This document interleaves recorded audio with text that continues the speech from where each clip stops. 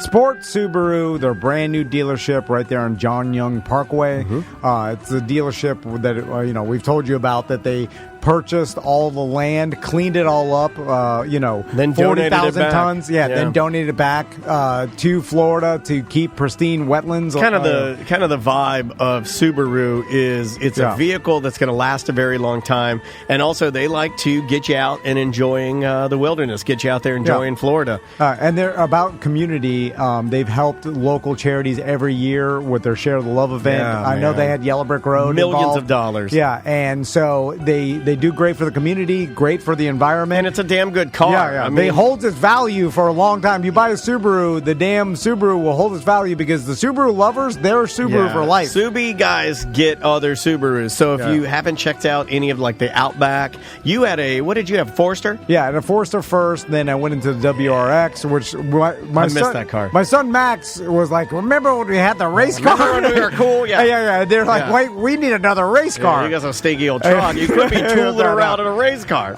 And talk to Mike Stacks. He's over at the Subaru dealership, and you can go on TomandDan.com, and there's a Subaru flashing web ad. You click on that. There's a form that goes directly to Mike Stacks if you're interested, or you could call or email the dealership. Yeah, they have used cars too, so don't think you have to buy new, but you're not going to know unless you get a hold of our guys. J.C. Harrelson on the Chevy side of things. Yeah. He can get you a truck or a Corvette. Don Mealy Chevrolet in Claremont, and that's where I purchased my Chevy Silverado from. He's got all the Silverados. Got the Traverse. I've purchased 4 vehicles myself from Subaru and Chevy. They've been a sponsor of ours since the beginning, really. It was one of our original sponsors. It really was. And they've been with us for now 10 plus years. So if you're looking for a car, talk to them. J.C. Harrelson over at Don Mealy Chevrolet, and Mike Stacks at Sports Subaru right there on John Young Parkway. Welcome back to A Corporate Time. We are on location, and by the way, the AC is so nice. It really is. It really is. That's one of the major selling points we do with all of our clients and people that we work with, is that we specialize in curating the best group of people that contain buildings with AC that Florida's ever seen. Yep, and of course we're talking about the Orange County Regional History Center here in downtown Orlando, and we're going to be walking through their exhibit, the Music and Mayhem exhibit that we've been talking about for a while. Yes, I'm the music, you're the mayhem. And with us, we've got Jeremy and our old buddy Jim Faraday. Welcome to the Terradome. Exactly. Like, I'm not used to being around you. Like, where's the keg? We need to get a couple of beers. Keg? Where's the bottle of Tito's? Get a Tito's. Get me a delicious drink. A cocktail so I can meander properly. Oh, and we'll talk to Jim about our history together soon. But so how you doing, Jeremy? I'm doing great. Thank you guys for coming. We really appreciate it. We appreciate you guys having us. Now, this is let's. Where should we start? I don't even know where. I think we should start from the beginning. Yeah, all right. Let's do it. Good place, Jim. I was going to start at the end. I was like, let's start at the very end and go backwards. Let's do it completely different. So we're here at the beginning of the exhibit, and of course we've been talking about Music and Mayhem for a while, and it kind of explores Orlando's music culture through the years of when now? For me, it was from 83 to, the exhibit's from 83 to 2000. Okay. 85 to 2001 is the official kind of component of the exhibit here. So. Our lawyers have jumped in right now, so that's why and they only have the rights from 85. Pre-85 is questionable. Okay, gotcha. So how did you decide? I guess Jim. How did you decide to? I mean, we were listening to a podcast before we came here, and I think the quote was that you just backed up your car or truck and just started throwing milk crates of items out of it, and then you said, "I don't care if you burn it." Yes. So I was a classified hoarder, and I had these flat files that I got donated. I kept every flyer, every poster from every show. I would just instinctively just grab it and throw it in and never look at it again.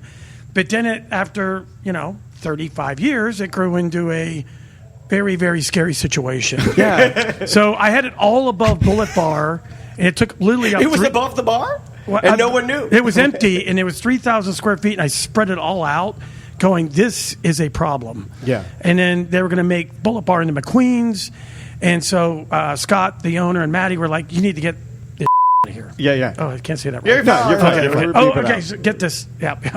5-second delay. You're fine. You're fine.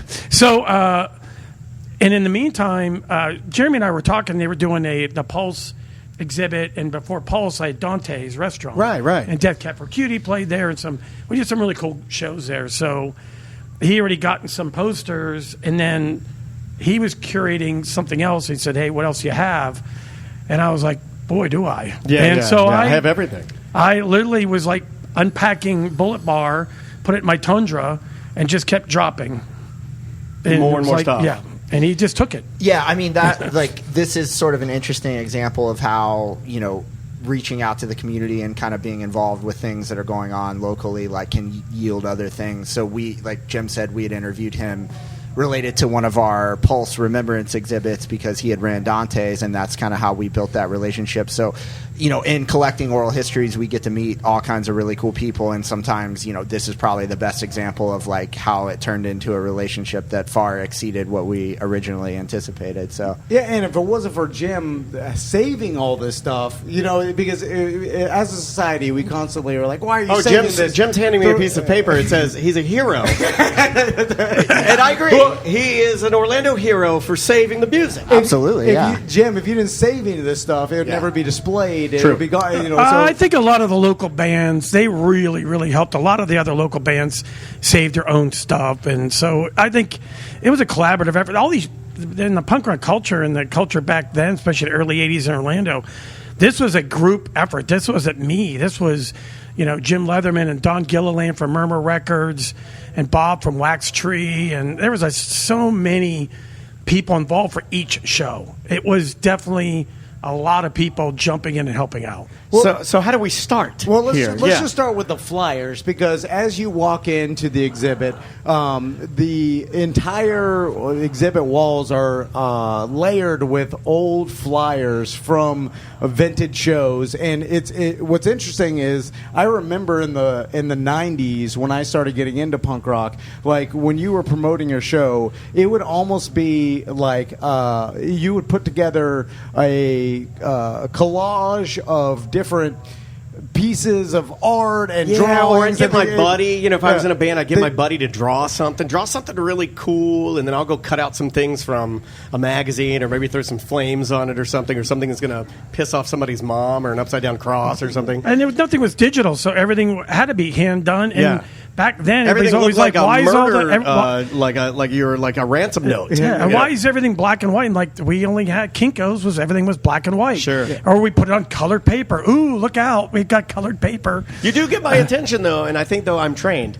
Right, this is my generation. So when I see colored paper with black writing on it that looks like a band flyer, I'm like, who's playing? Yeah. It's kind of a style. And that was the beauty before the internet and before social media, is you could draw people in and trick them to coming to a show just by the flyer, because they really didn't know what they were in for. Right. There was no way to pre-figure out until you got there whether it's, I always use the analogy, Black Flag or REM style of music. Sure. You know, if you're going to hardcore or you're going to jangle. Did you have anybody, when you were putting this together, you had other people that would come to and offer up stuff for the exhibit? So it's interesting that we try to be very clear with this, that in any community, the music scene is such a broad topic. So this isn't supposed to represent the entirety of the Orlando music scene. Sure. We had such a rich sort of treasure trove of stuff from Jim. We do have some other things from some other community members, but really, because this is really focused on the Figurehead story, gotcha. The bulk of it is his collection. So he donated, and we don't have all of it on display. We have probably close to 600 concert posters that he donated. Wow. So there's about 190 in the exhibit. We have some other material from people who had worked for Figurehead and some of the other bands. We were able to interview a lot of the sort of national acts that remember working with Figurehead and playing the clubs here and everything. That's awesome. I think that's really one of the the big testament to what Jim did, and not to say that there weren't other promoters doing other things, but I think him bringing this mindset of we want to attract people who otherwise wouldn't drive their van all the way down to Orlando. Toledo. And in doing that, I think that really built up the local music scene where all these bands have the opportunity to open for them, and then those bands would hear about the scene here. So I think, Jim, you kind of said hero, but I definitely think he's a champion of sort of arts and culture here in a lot of ways that we want to recognize, and I think it's been a really cool to hear all of his stories. And Jim Leatherman's contribution, he's a photographer that was almost at every show. Almost every photo he documented in this is a lot of dedication. Yeah. Every photograph in here is from Jim Leatherman. It's amazing. He was just an animal. How long does it take to weed through? Okay, so I didn't do any of this. This was all Jim. I nothing. Well, you weed through it though. You get your milk crates. You bring them to Jeremy. Jeremy has all this stuff. That was my. How do you start, Jeremy? Like, how do you decide? Like, okay, obviously Timeline helps. So you go with Timeline, but then you have like how many pieces raw? Yeah, I didn't get to pick that picture, by the way. That's Jim in 1987. Yeah. You look good, man. So it's interesting because this photo is actually from the first. And that's what a mullet looks like, guys. This photo of Jim is from the first Figurehead Night Out in 1987, and that's what we're doing coming up is the sort of fourth iteration of Figurehead Night Out. So it's been a long time coming, but as far as like planning the exhibit, I think like just having all this material, having all the posters, it was sort of quickly decided like we need to do something with this. But I think like being a history museum, it's not like as easy as just like let's throw it up on the wall and call it an exhibit. So it's got to be well done and curated correctly. So it was probably about a year's worth of work to track everyone down. That's the number I was looking for. Tons of work. Because I don't think a lot of people know, like when you come and you whether you're here, whether you're at our other clients like the library and the Science Center, and you go through a lot of these exhibits, you're looking at something you might go through and you might enjoy for 20, 30 minutes or whatever. But the people behind it, it takes a long time to give you that little glimpse of history that you get to actually feel and enjoy. Now let's walk through the exhibit now. And nobody knows what that is, by the way. No, this is the first thing I want to comment about because I have some Tom Van payphone history. Now I'm speaking about a payphone that's. This was right in front of Barbecue Bar. This actually was a payphone. No. Okay. But that was what it represented. Yeah. So just roll with it. I'll tell you the last time I used a payphone. How do you know that? In Central Florida. Bell Bondsman? Was a year or two out there, Jim. I'm a businessman now. Get him. The last time I used a payphone was in front of UCF at the Mobile when I was leaving college and my truck had broken down. So I was walking to school. So I walked out of UCF. I go to the Mobile, and this is before I had a cell phone, and I didn't have any change. This one's payphones were 35 cents. They upped the price because they were like, we need to do something. We think we're going out of business, and we'll up our price.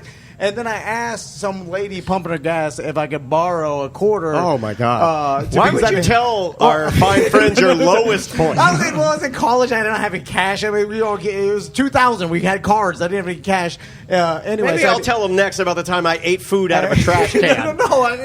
And then the lady gave me a quarter, and she's like, don't buy drugs with this. That's what you look like. That's what you look like. I was like, come on, old back. I'm not buying drugs. I'm wearing a backpack. We're across the street from there's UCF. There's drugs in the backpack. I know where kids keep their drugs. I'm like, hey, I just need to call a friend. I'm coming out of college. Anyway. You're scaring Jeremy a little bit. No, so this is not a regular payphone. This is one of our oral history listening stations. So if you actually hit this button, you can listen to Jim tell a story about a payphone. So that's pretty cool. Oh, really? So it actually does something. I had a day job, and then we had. Oh my God! Where's the speaker? I feel like I'm in Arrested Development. Day job to work to do the shows, and you just couldn't sit by a landline. That's cool. By a condo. That is cool. Yeah, that's awesome, man. Let's move on through the other parts of the exhibit. What do we got next here, Jeremy? Yeah, so this is kind of a display of posters. This first section kind of covers 85 to 95, and you'll see here we have the infamous Black Flag show here in town in January of 86. So we were able to, part of talking about that year worth of planning, we were able to get some interviews with some pretty prominent people in the music scene, both here and nationally. So we're talking Henry Rollins Jones and Jason Ross from Seven Mary 3, Rob Thomas, of course, of Tabitha's Secret and Matchbox 20. Sure.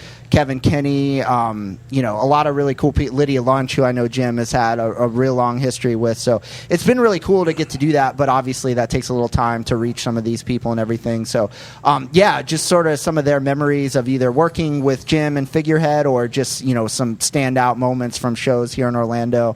Guided by Voices is another one, a big part of Jim's career kind of in the later era. So, yeah, a lot of this is like a showcase of these posters, and I think it's really cool just because it's not only showing people that all these like amazing people came to town that you may not know. I mean, Barbarella / Independent Bar / Beach Club. It's like, when you're of a certain age and you're going there, even, these days, like you may not know that like the Smashing Pumpkins played there and we have the poster here, or that, 9 Inch Nails opened for Peter Murphy at the Beecham Theater. All these posters that we have. And what's really cool about this too is that it's not just these artists that came to play, but so many, the vast majority of these posters were made by, musicians and designers who are of, Central Florida. So it's not just a representation of, the greater sort of music scene, but it's like really, a creative force here locally. And I think that's one of the really cool parts. And I think one of the big tie-in to sort of local history, that it's not just stuff that happened here, but it's stuff that was made here as well. And I know you guys, your sort of musical taste, like you'll see a ton of stuff that would interest you. I'm getting distracted seeing so many. And by the way, back then, like we were doing, like I'm looking at that Primus poster, and when I did that show, it sold out in a minute. I never heard of their music. I never heard of them. And we didn't do security back then. So I was like looking out going, oh boy, it was at Beecham Theater. And Les Claypool is like 6'6". He's a big guy. And I'm wearing a cowboy hat, and he's like, where's the security? And I go, well, we don't really have any. And he took my cowboy hat off, and he started the first song, and it was just a wave of people. And I was right in front of him. He just kicked me. He goes, good luck. And it was insane. It was like, that push like the people back in the swimming pool. Push the pool back in the, And imagine like Fishbone and Primus, 91 strange, at the beach. Strange, but not strange. Like I would definitely go and see that, but like I don't put those bands in the same category. But I love it. To that point, also that night, it was not a tour of them together. They combined them for that one evening. I love that. It's like, it was crazy. Yeah, that is not a mismatch, but. Yeah, it's not, but it works. I would see it That's too, a for unique sure. show. Yeah, I would see it. Yeah. You know what? I feel like Fishbone's got to go on first, or I'd be tired. I feel like so many people forget that the most famous bands all started the same way every band starts, correct. Which is like before should make you feel famous. better if you're a struggling band. Just know that they all started like this. Yeah, no one knew who they were, and they were touring and they were playing, and people just heard them for the first time.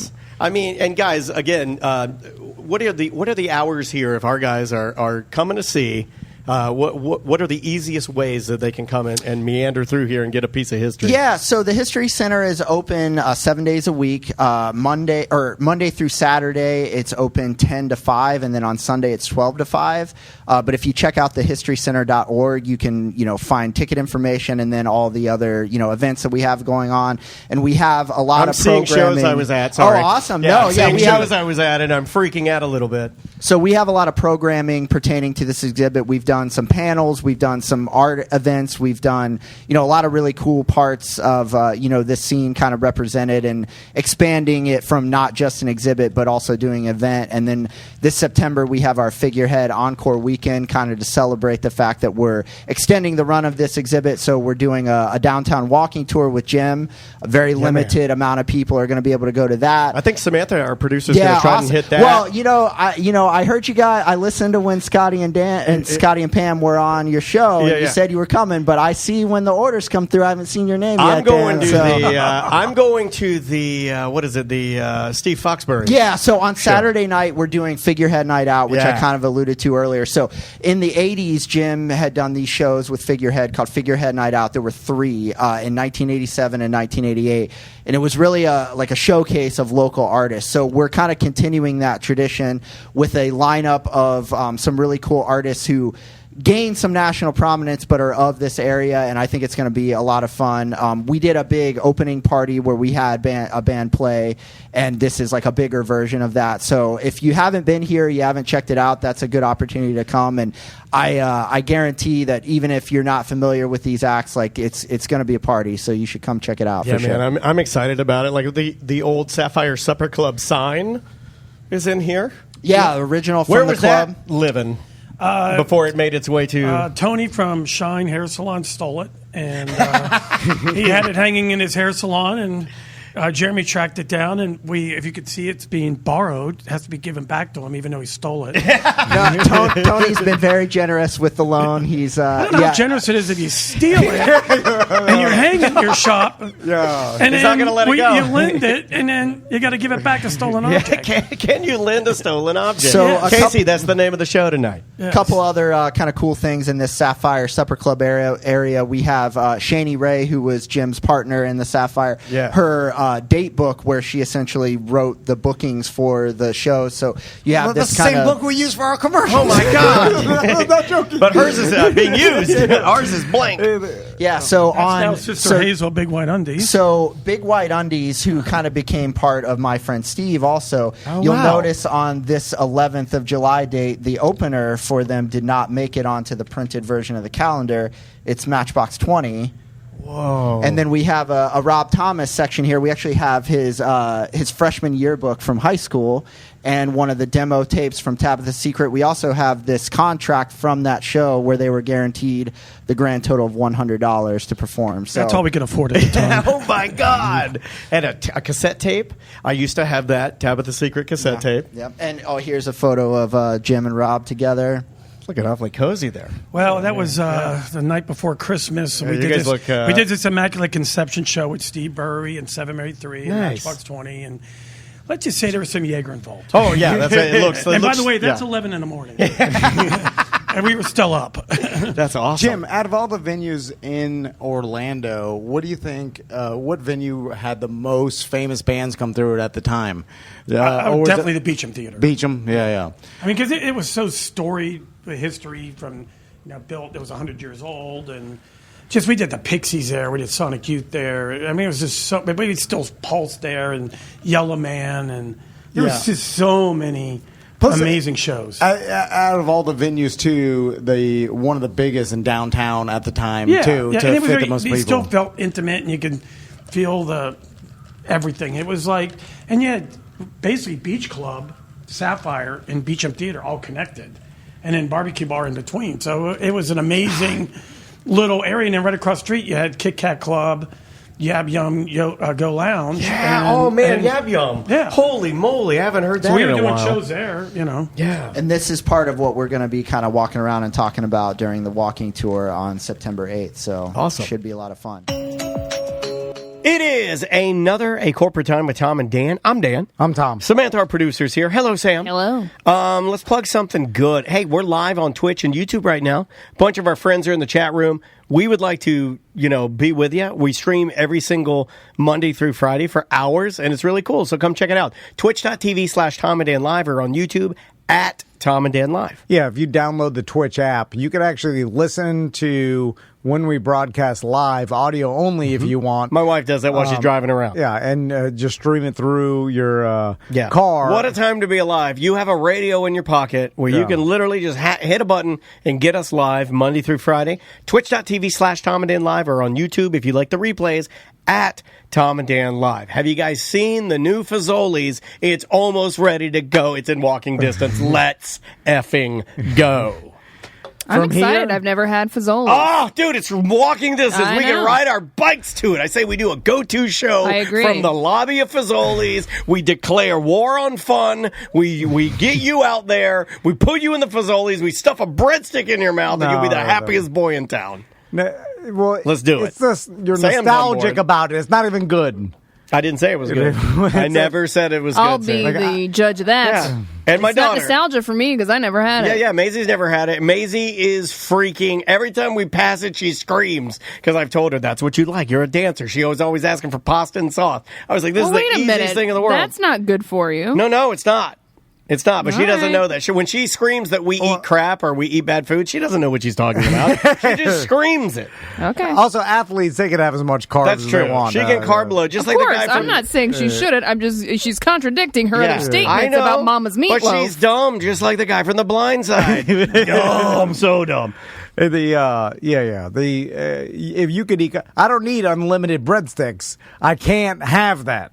But you can So I have don't one. want that. You can have one from an old granny out of the Yeah, we'll basket. share 'em. Yeah, we'll split a pasta. I don't want to have one. I just none. Get a meatball. no You bread. wanna have You- dude, one. you- Yeah, of course I want to do a lot. Okay, I well, want to do so everything. fun. You No. gotta fix your fun, dude. You're affecting us now. Yeah. You're jumping off of. You gotta stop What- it. what You do gotta I- start wearing some hats. You gotta have some fun. You gotta bang You're your gonna old start lady. shaming us for wanting Yeah. to eat breadsticks? Yeah, you gotta No, start having a breadstick. I don't now care and what again. anybody does. All right.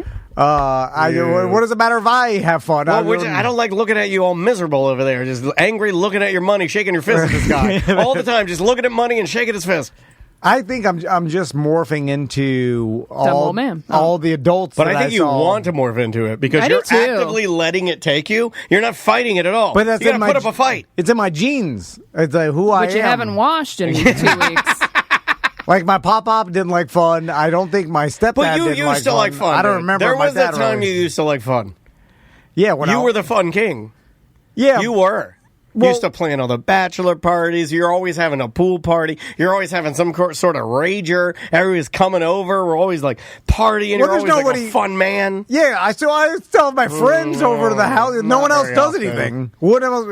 Not very Everybody's often. got kids and doesn't do anything. Every old man now. What kind of fun are we supposed to have? They're that's You make new friends. You could.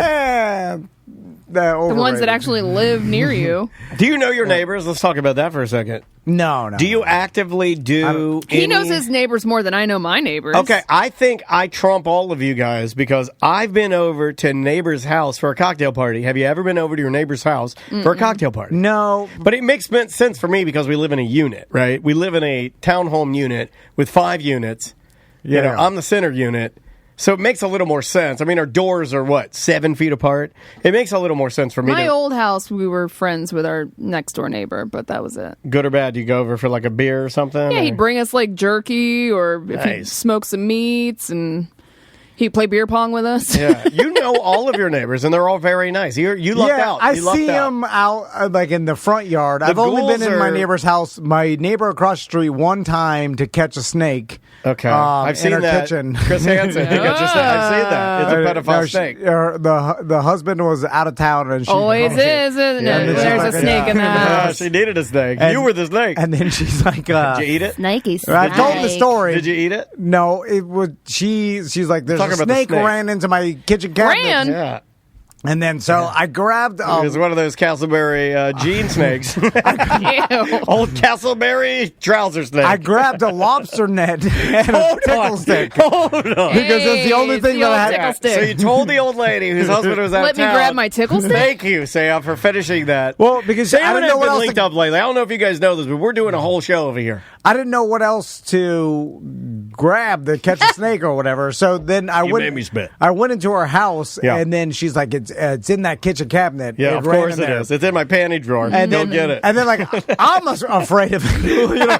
I'm not really afraid of it, but like, I don't want to. You don't wanna deal with it, Well, yeah. I don't want to open a kitchen cabinet with a snake in there. Like, Yeah, I don't know who if it's- does that. like, Nobody opens. If there's a cabinet in front of me, somebody says there's a snake in there, I just leave it shut. because Yeah, I- tape it shut till it dies. because I'm like, what did it look like? She's like, I think it was all black, but I don't know. No. They always say that. Everybody always says that. Racist. Yeah, racist. So then I'm like, well, is it going to kill Bill if I open the right in the patch. with the- Bite you in the patch. They don't bite my face, my cheeks. Who was the girl that had the patch? That man in Kill Bill. So hot. What was her name? The patch eye. Oh, what's her face? She's famous. Daryl Hannah. Yes. I was like, God. Hannah. Daryl Hannah. So hot. Anyway, so Give me that patch. I remember, like, I opened it. It was back there. I was trying to slither away, and then You're not getting away from me, Snake. I finally got it. But like, Did it bite you? No, it was just a black razor. I put it in the lobster net, and then put it and then outside. smashed it in on the. Okay. But I will tell you this. I don't know.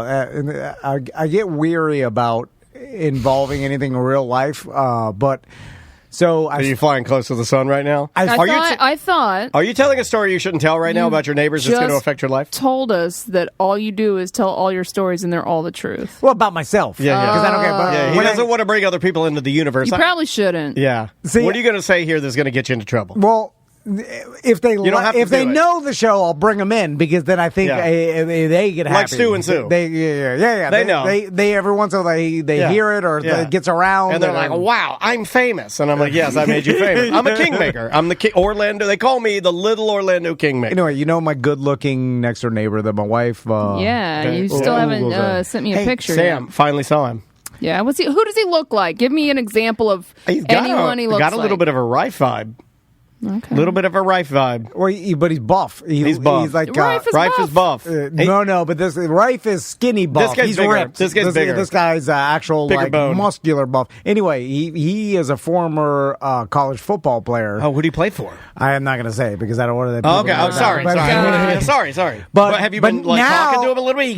He can give you the edge on your gambling. I didn't even know his name. Dude, you got to pick his brain about your gambling, about his whole team. Football players don't know anything about gambling. With all the gambling stuff Calvin that's Ridley come out. didn't. He didn't. Yeah, well, they're playing horrible parlays. They're doing it wrong. Anyway, but I do want to talk football because I'm interested in interviewing someone. Hi, buddy. It's me. And so I saw him mowing the lawn, and I was going to go over and ask, bring up football. But you're going to go seduce him? But then I thought it'd be weird, and I don't know if this, I think he's like 28 or something. I don't know, he's like, oh my God, this old man, stop talking to me. Yeah. I had an old man wander into my garage while I'm working on my scooter. Like, what are you doing there? Some guy walking his dog. And I'm like, oh my God. You know what I was tempted to do when this old man was standing in front of my scooter? I was tempted to hit the button and close the garage and kill him. So I didn't have to talk to him anymore. I had a situation when I lived in Deltona that there was this old nerd dad. He wasn't even a dad. I don't know if he was a dad or not, but an old nerd man. They're out there. I have one in my neighborhood. And his name was Bob. Yeah, and mind your business, he was Bob. trying to kill his wife one day. We all go through a phase where we want to El Kabong them on the head. Well, she locked him out, and then he was breaking into his own house in the side door. Well, that's what you do. You're obligated to do that as an American man. You're obligated to break back into your home, screaming that I'll kill you. Yeah, you got to scream that. I think you have to say that to break in. Like he broke the glass in his side garage door, but it was you cut your arm and you wrap it up with a Big Dog T-shirt. You wrap your big arm in a Big Dog shirt. Remember, and then I opened my side door and I was like, hello? because Chris is like, someone's trying to kick the door in. But it was a neighbor. Hey, Tom. And then I'm like, just killing my wife. And I was like, everything all right? And he's like, yep, Tom, everything's good. And then never been better. Anyway, but every time I saw him, he wanted to have these long, drawn-out conversations. I didn't kill her, right? Then he knew about the radio, so he wanted to talk to me about Bubba Whoop-Ass Wilson. Oh, yeah. What happened to Bubba? Anybody know? Anybody know what happened to Bubba? Last I heard, Dirty Jim introduced him, playing in front of Hank III at the Music and Mayhem exhibit. So I wouldn't even mow my yard or anything when I saw him out front because I would be like, you gotta hide from the chirper neighbors. Yeah, I'll do. Do you wave or do you if a neighbor is getting out of their car and you're in the garage? Do you do what I do and hide behind some boxes so they don't see you in there? No. Do you? Okay, crazy. Here's another one I do. Yeah, I'll tell you. Now my neighbors are cool. They don't come up and have long conversations. Yeah. Here's another one I do. I shut the probably because they don't want to deal with you because you don't stop talking. Yeah. It may be you turn into the old man. You turn into the old man. Oh my God! It's Inception. I'm the guy. You've become what you hate. It's me. Now I see I'm the problem. It's me. Hold on. When I get home, I see them run inside their garage and close the door. Well, that's what I do. Because I do a lot of fake going in. And then what I'll do is I'll even do your move because I learned this from you. He will act out being confused so people won't think he's it's like it helps you. For instance, if you are me and your neighbor's outside and you don't want to talk to him, so you shut the garage and act like you're going inside.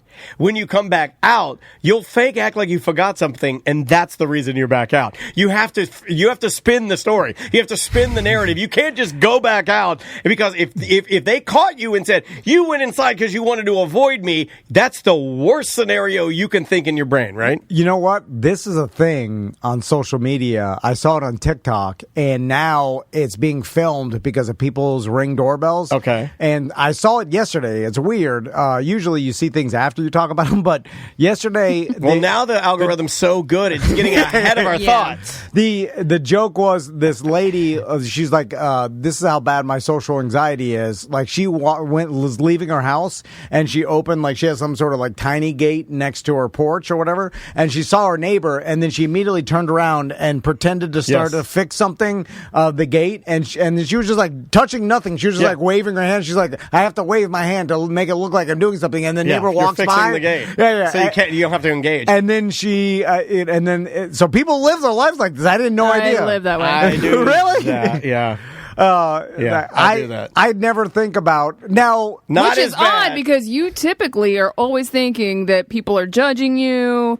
You overthink every scenario. I think you do it too. Yeah, but I don't avoid contact because normally, except for like Bob and there was neighbors. When I was younger, I felt like the older guys used to feel like they weren't wasting my time because I was 20 years younger. Like they should. I'm giving you knowledge from an old man. Sit here and soak it in. Yeah, and they weren't. They didn't feel like they were bothering me because I was in my 20s and they were in their middle age. Yeah. And like so they would talk to me. What flawed thinking? Yeah, it is. I do it now. I don't know. I do it now with teens. I'll sit there and be talking to a teen and I'm filling their head full of knowledge and I'm like, they don't need this knowledge. They don't care about it. Either that or I got old and started talkative too because when I'm outside, like cleaning the garage or doing something outside, like every neighbor that's walking their dog, they'll get into a conversation with me and Crystal will come out like 40 minutes later and I'll still be talking. She's like, you've been talking to this guy for 40 minutes? Wow. Like, do you say something to them first or do they engage you? How does it go down? How does it start? Well, take me through the last one that Crystal came out 40 minutes later. So you're out working in your yard. Okay. Because I get these too,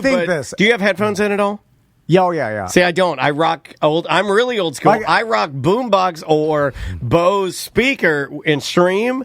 So my music, so I can talk over my music. You see what I'm saying? Yeah. I'm running a little loose. Well, the word is out. I lived in my neighborhood for 15 years or whatever, 13 or something, and that all the people drive by to see the celebrity's house. I'm the podcast radio guy. Yeah. I think so.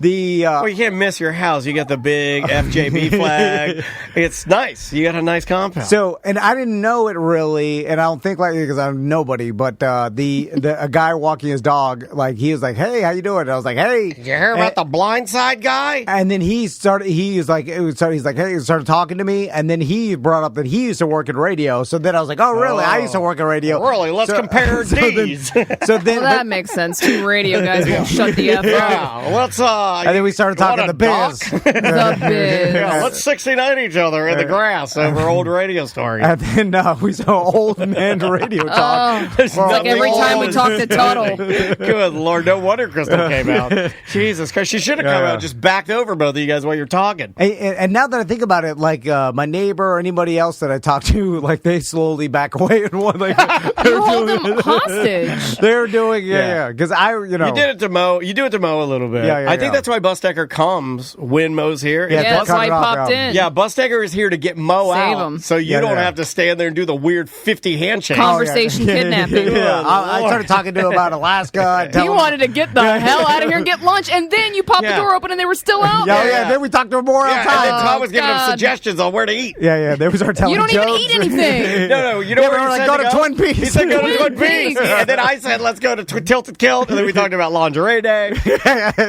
Lingerie Day is nice. It is nice. But it's so close to being nude.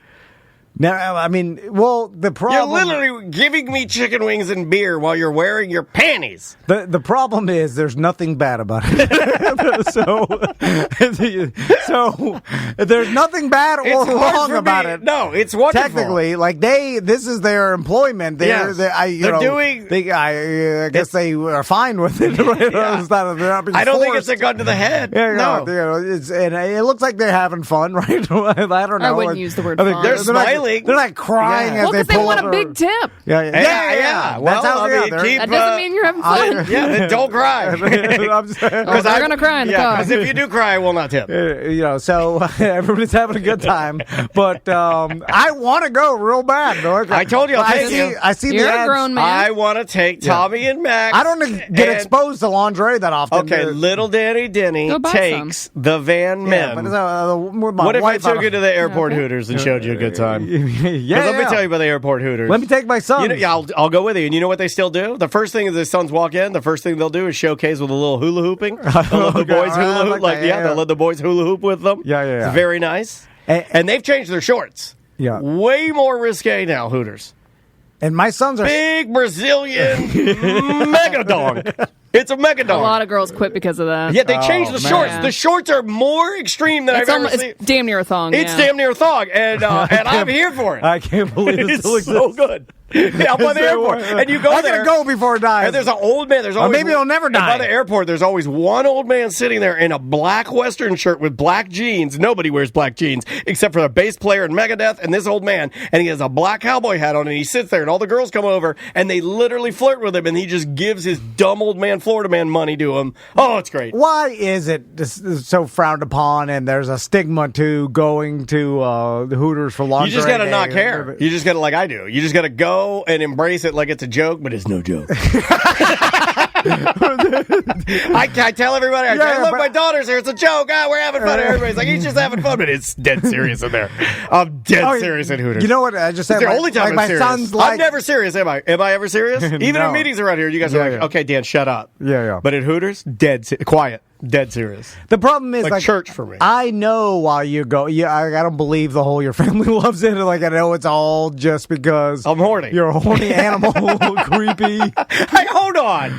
That's not fair. Yeah, you put me in the same category as Kenny. Yeah. That's not fair. That's not fair. I am not a Kenny. I mean, the Venn diagram. That's what they're half your body is Kenny. Oh my god! I'm just saying. It's like Two-Face. So I judge you, and I think you're a creep. So I can't go to Hooters on lingerie day. Can I take your sons? No, because everybody will think I'm a creep. We won't go on lingerie day. We'll go on bikini day.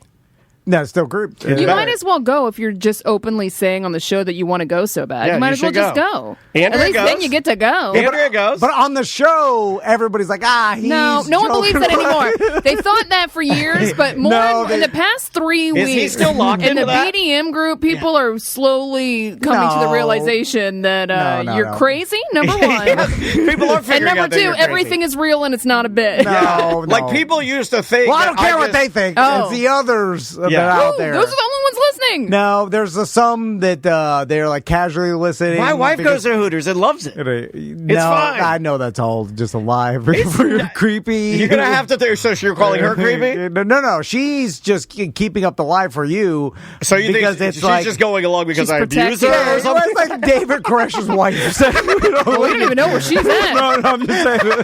Where's Shelly? I mean, she didn't even run or when it was burning down. I would She's say so brainwashed. I would say it's more like a Mrs. Miscavige. Oh, okay. Oh, that's what I was thinking of. Damn it. I was thinking more Yeah, of a Miscavige, Miscavige. Yeah. I don't know anything about David Koresh's wife. Yeah, she's trying to recruit the Hooter girls. Yeah, get them in there. Creepy web of lies. We need more. Anyway, I'm going to take you and the boys. Would you do? How about a go-to show? well, we can go if no one knows. How about a go-to show? And I got to tell my sons, I'm like, don't tell anybody you came here. Why? Maisie actively tells Haven't you her taken friends. him to Twin Peaks before? Maisie actively When they- tells her friends she goes to Hooters. They were toddlers when I did that. Yeah. And, That was the joke. You were doing it as like, ha ha ha. I don't do it as a joke. yeah. Dead serious. Hooters is not a joke. No, but you got a girl, which makes a difference because it's less creepy. If I bring I don't my know sons, that makes it less creepy, to be quite honest. I with think you. it works the opposite. No, I got no. her a shirt that says "Future Hooters Girl," and she wears it because I don't care. I just don't care. She has a shirt that that's says my favorite thing you've "Future ever done. Hooters Girl" shirt. That's my favorite thing. If they're watching South Park, Make they her- can go to Hooters. Yeah, Get your sh- shit. Okay, hold on. that's sound logic. That is sound logic. Okay, If your sons are Daniel. watching Cartman barf a poop into a trash can in South Park, Daniel. they can go to Hooters. Yes, sir. I will give you $500 $500 cash. Whoa! Hold on. If you let Maisie, or if you have Maisie wear that to school one day. Easiest bet ever. Don't care. Andrew will never let it happen. I think she would. I don't For think Andrew... $500, she might. I think Andrew might do it. She's saving up for that Japan. And Andrew, That's the bounty. Andrew's buying new dresses right now for some of these work things. She's going some work trips. Her job's getting a little more I intensive. want to get bet $500 to do something easy. Well, Yeah, Sam wants to go to Hooters and just sit there and eat chicken wings. I'll wear a Hooters shirt. I'll wear a Hooters outfit. I'll wear a Hooters outfit here for $500. Whoa! I almost said that. Don't say that. I almost cursed. I'm sorry. I heard it. I heard Hold on, get out of here. Hold on. I gotta give it one. There we go. Well, hold on. Let me do the math on this. Yeah. Because can I just start a Patreon? Well, can I start an Tom's OnlyFans? Hooters. No, it's just him making wishes for himself. I'll call it Tutors. Okay, because they're... hold on. Hold on, one more time. Okay.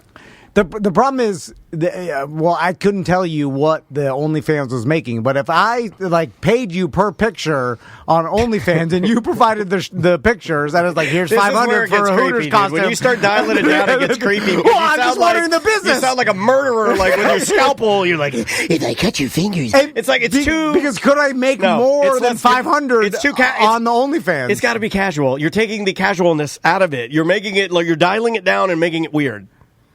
You got to just go 500 Hooters outfit and just go with it. Yeah, but I understand.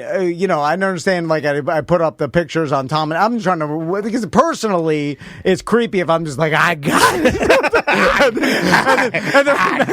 As if you haven't said creepy things on this show for 12 years. That's a joke. Have you ever noticed when he goes to give the example of what he would say that's creepy, it's really good. Have you noticed? He's like, no. That's what's in his core. He's like, I'm just not going to get the picture of Sam in a Hooters outfit and just go, Hold on. I got it. What is this day? I got it. This day started out with you telling me I stink.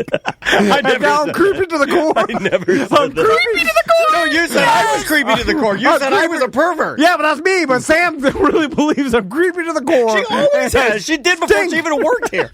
You're both creepy to the core.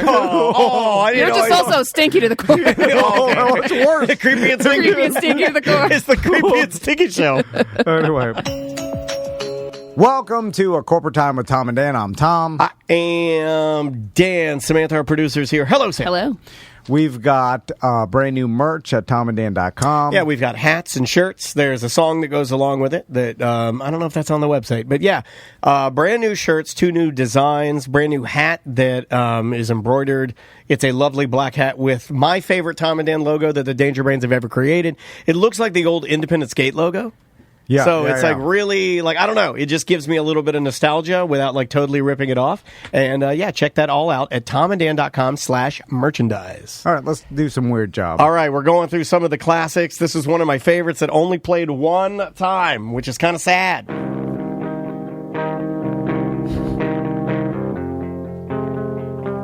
I'm looking for this band on vinyl right now because Maisie and I are going through our vinyl phase.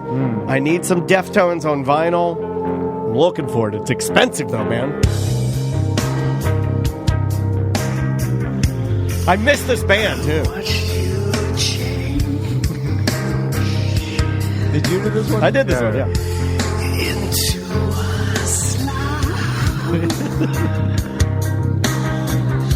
I like this one.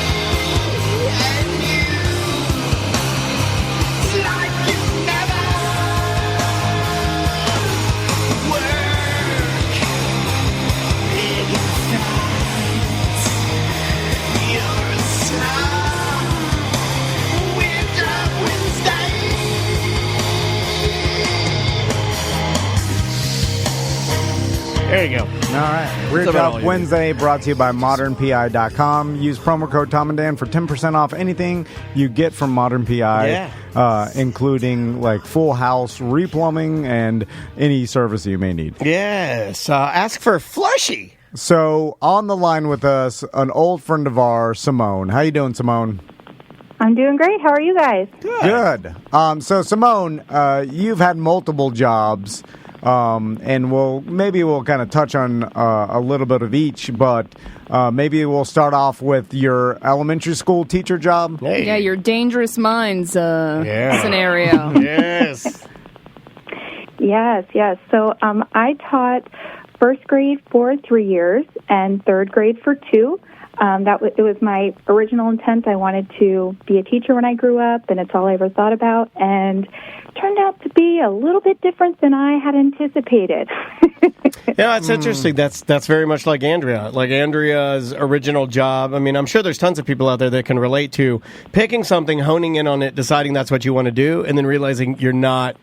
It's not what you thought. Not for you. Yeah, like radio was what Andrea wanted to do, and she did it well, but it's a weird, hard, backstabbingly terrible job for a sweet person like her. It's just not. Well, a lot of it also depends on circumstance, sure, right? You know, so not all first grades are the same all around. You know what I'm saying? For sure. And like, and radio jobs are the same. Like you could have they're all different. A dream radio job, and you could have the worst one in the world, and everywhere in between. And that's probably every job, but still, I mean, I know I identify, and my heart goes out to you knowing that the thing kind of changed a little bit. So tell us what was your experience?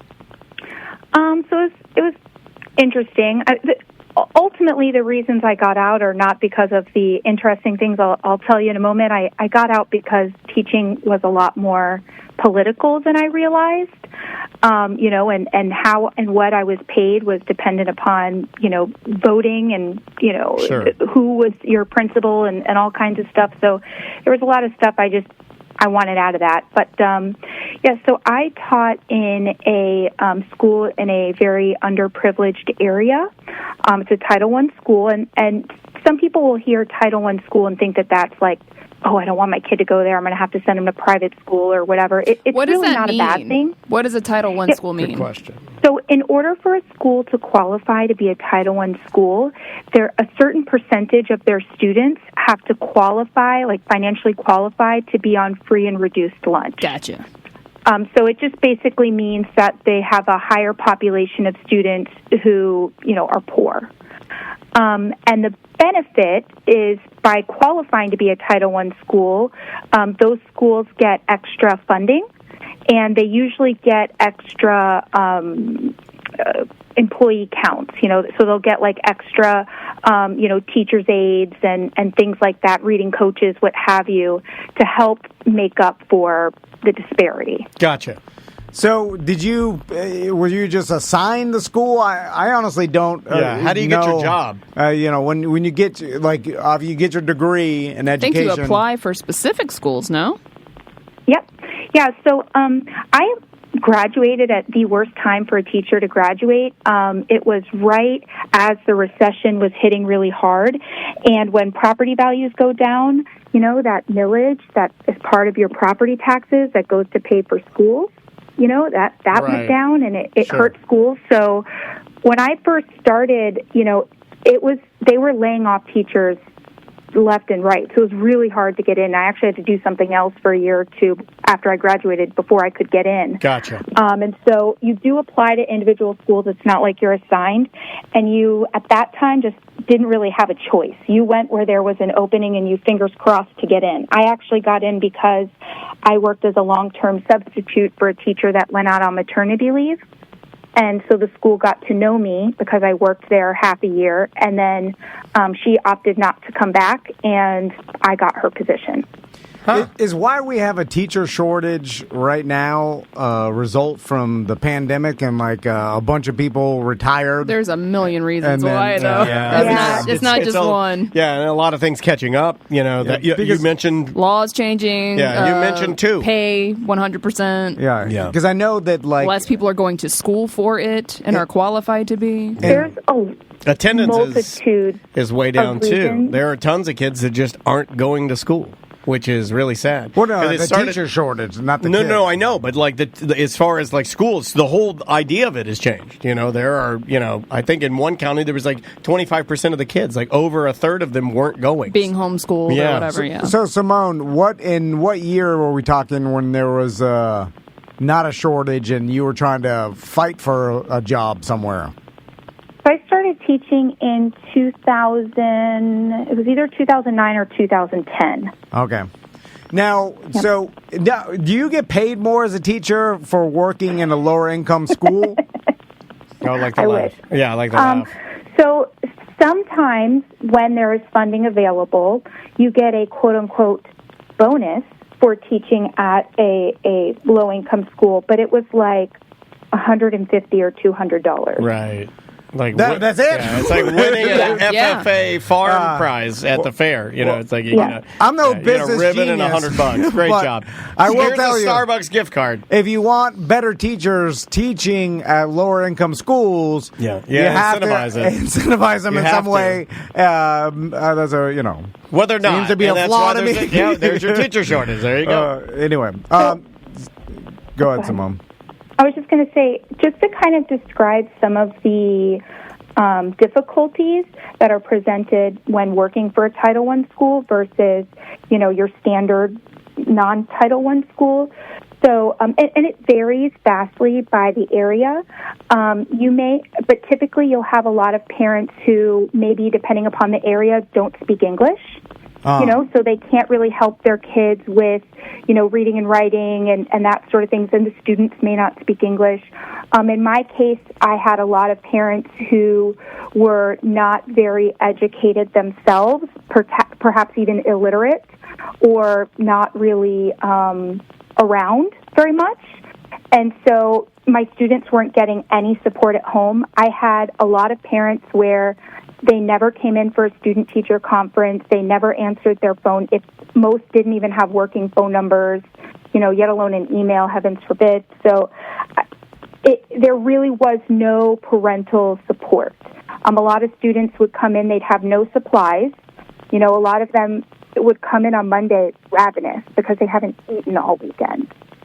Or not able to focus One advantage, because they're so hungry. I'm looking at the silver lining here. And the silver lining, I like that. Meet the teacher, no one's there. It's easier. So it's you don't easier for the teacher. You don't have to. Great. So that one night out of the entire school year, that's what makes it a silver lining. I want to point this out, too. I'm just let's point this out. I want to help you. Nobody is bringing you notebooks. Nobody's bringing glue sticks and paper, so there's nothing to organize. So you can sit there quietly and enjoy some nice me time. No, you don't have to answer a bunch of parent emails, or they're questioning what they're asking you what your teaching methods are. The beauty of parents that can't read is they don't show up. You don't have to handle calls or some and no working phone. I mean, I figure they're not going to be on the they have all these apps now that you use to communicate with your children and your teachers.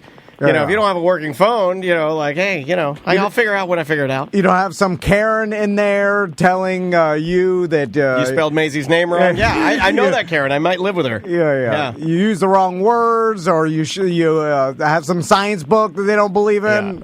So I will say there are a couple of advantages like that. Plus... we do get more school supplies provided because we know that our students can't get them. There's also more programs. There's programs to make sure that students have food and things like that. So, there are some pluses, but it can be a lot. At one point when my mom was working the bus loop as a teacher, she would open the door to, let the kids out. They always have a teacher there that kind of works pick up and drop off. Yeah. And my mom would say that the waft of marijuana. This is 15 years ago. My mom would say this is in like a very low income school in DeLeon Springs. Right outside of DeLeon. And it's a lot of fernery, a lot of farming area, a lot of low income. And my mom would say the smell of marijuana. This is a story from her. She said the smell of marijuana would waft out of the car. So she went to the principal and she told her principal, she's like, hey, every morning there's this one or two particular cars that pull up. When I open the door, the kid gets out, and it literally just all the marijuana comes out. And the principal told my mom, now I can't confirm this because my mother is no longer here, but the principal said, I believe that child belongs to a very powerful drug person in this area of DeLeon Springs, and we have to leave it alone for fear of retaliation. That's a true story. That is a true story that I was told from my mother. Now, she's a little off her rocker at times. I get it. I'm off my rocker at times. But that was a story I was told. And that's the main reason why I don't want to be a teacher. Retaliation. Simone. I have a marijuana story that is not quite as scary as yours. But we used to do DARE, like the whole to keep kids off Tom drugs gave his program. entire information to the lady at Home Depot. And apparently, 7-Eleven. No, that was blowing up his phone. So we had to do the DARE program every year, and this was first grade. We're talking about not smoking. In this case, we were talking about cigarettes, not smoking cigarettes. Yeah, and marijuana's fine.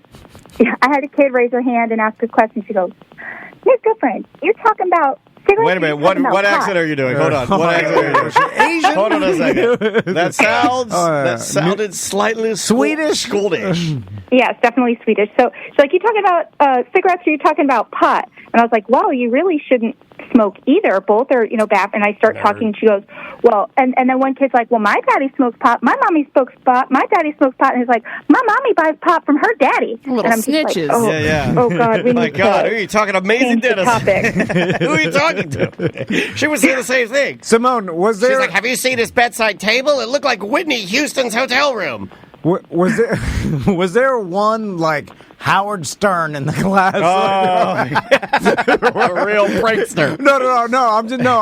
I'm just talking about like it didn't belong. Like, what are you doing here? Like, it's just some Tommy sitting there with the glasses. Why are you calling your son Howard Stern? No, I'm just saying that he is didn't not fit cool. I will not allow that. I will not allow you to even put Tommy in the same category as the ghoul Howard Stern. No, I'm just saying because Tommy's a beautiful boy. I'm taking that from his movie. He said he awkward. No, he went to an all-black school. Yeah. he did. And then it's like he didn't fit in with the rest of the and class. he got bullied incessantly. I did. So I had one student who I taught in first grade, and then I taught again in third grade. And they were like what you would expect. Their family, like mom showed up to, meet the teacher and to curriculum night. And Don't she be was stupid, the you only idiot. one. Yeah, they had working phones. She signed the planner every night and helped with the homework and volunteered in the classroom. I had never had a parent volunteer before. It was so weird to have a parent volunteer. Get the hell out of here. Really? You're interrupting my me time. Yeah. No, I loved it. I only ever had one in the 5 years of teaching, and it was only because I taught him twice that I kind of had it twice. But that kid, tough as hell. Yeah.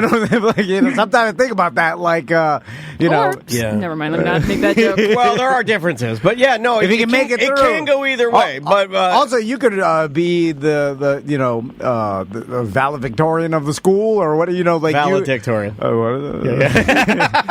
I wasn't that. We're like doing vaudeville now. But you come out of that school with the highest GPA or whatever. Yeah. Like they say, star athletes should go to less or like colleges that don't have right, big, so they can dominate. And they're it's exactly the game I played when I was going into AP and IB classes that were really, really high level. I told my mom I'd rather just go to honors and just chill out. And that's exactly what I did. That's exactly what I did. And it was very easy for me. So, Simone, what are some of the things that happened to you at that school? Oh, well, so one of the things that you deal with in these types of schools, and it varies. Different ones are different. But in my particular school, a lot of these children have seen very terrible things before, and they've witnessed and been a part of like Jerry Seinfeld's things. B movie. Have you seen that? That is straight garbage. Yeah. That'll scar you. I can imagine, Simone, that you're like it's just like a horrible situation, and some of these kids have seen horrible. You know what was even worse than that is when he got on the zip line for the grand opening of the B movie, and he rode through, I think, like Central Park or something. It was embarrassing. Well, as a part of some of the, I don't know, trauma or life experiences of having seen some of these terrible things, in my 5 years teaching, 3 years, weapons were brought into my classroom. So out of the five, first you did grade. First and third, she taught you. Third grade. Third. Well, third, I feel like you're responsible enough to have a gun or something. You said you had a gun held to your head, right? Was that by a student? Yeah, I was going to get there. Oh, my God. So, by the way, Maisie and Max are in third grade, right? Yeah, they are. And so, Yeah. And I tell Maisie she cannot bring her long rifle to so only There was handguns just only. a 6-year-old kid that shot his teacher, guys, not that long No, ago. I know. I remember It it. is nuts. I can't even. I was listening to it on the News Junkie. It's terrifying. So go ahead, Simone. Well, so I had 3 weapons. 2 of them were knives. With the 2 knife situations, they didn't actually brandish them. They were in their backpacks, and you always have a class snitch. And my class snitch told me that he had it in his backpack, and this is the same exact story in both times. Now, here's the thing: there's actually, because it is illegal to bring weapons onto school property, so I can't just go into their backpack or go into their desk and look and take whatever, because that becomes then like part of the legal process, and it's considered a legal search and seizure. Right. But I feel like if I were a teacher and I know the kid's got the handgun in the bag, I'm just going to take it out. And you know what? You can figure out all that search and seizure garbage later. I'm saving everybody's life. Now, this may be the knife thing. May be a scenario where you're not bringing it to stab someone. You're bringing it to cut your apple. I accidentally brought a knife to school when I was in middle school. I knew you were one of those guys.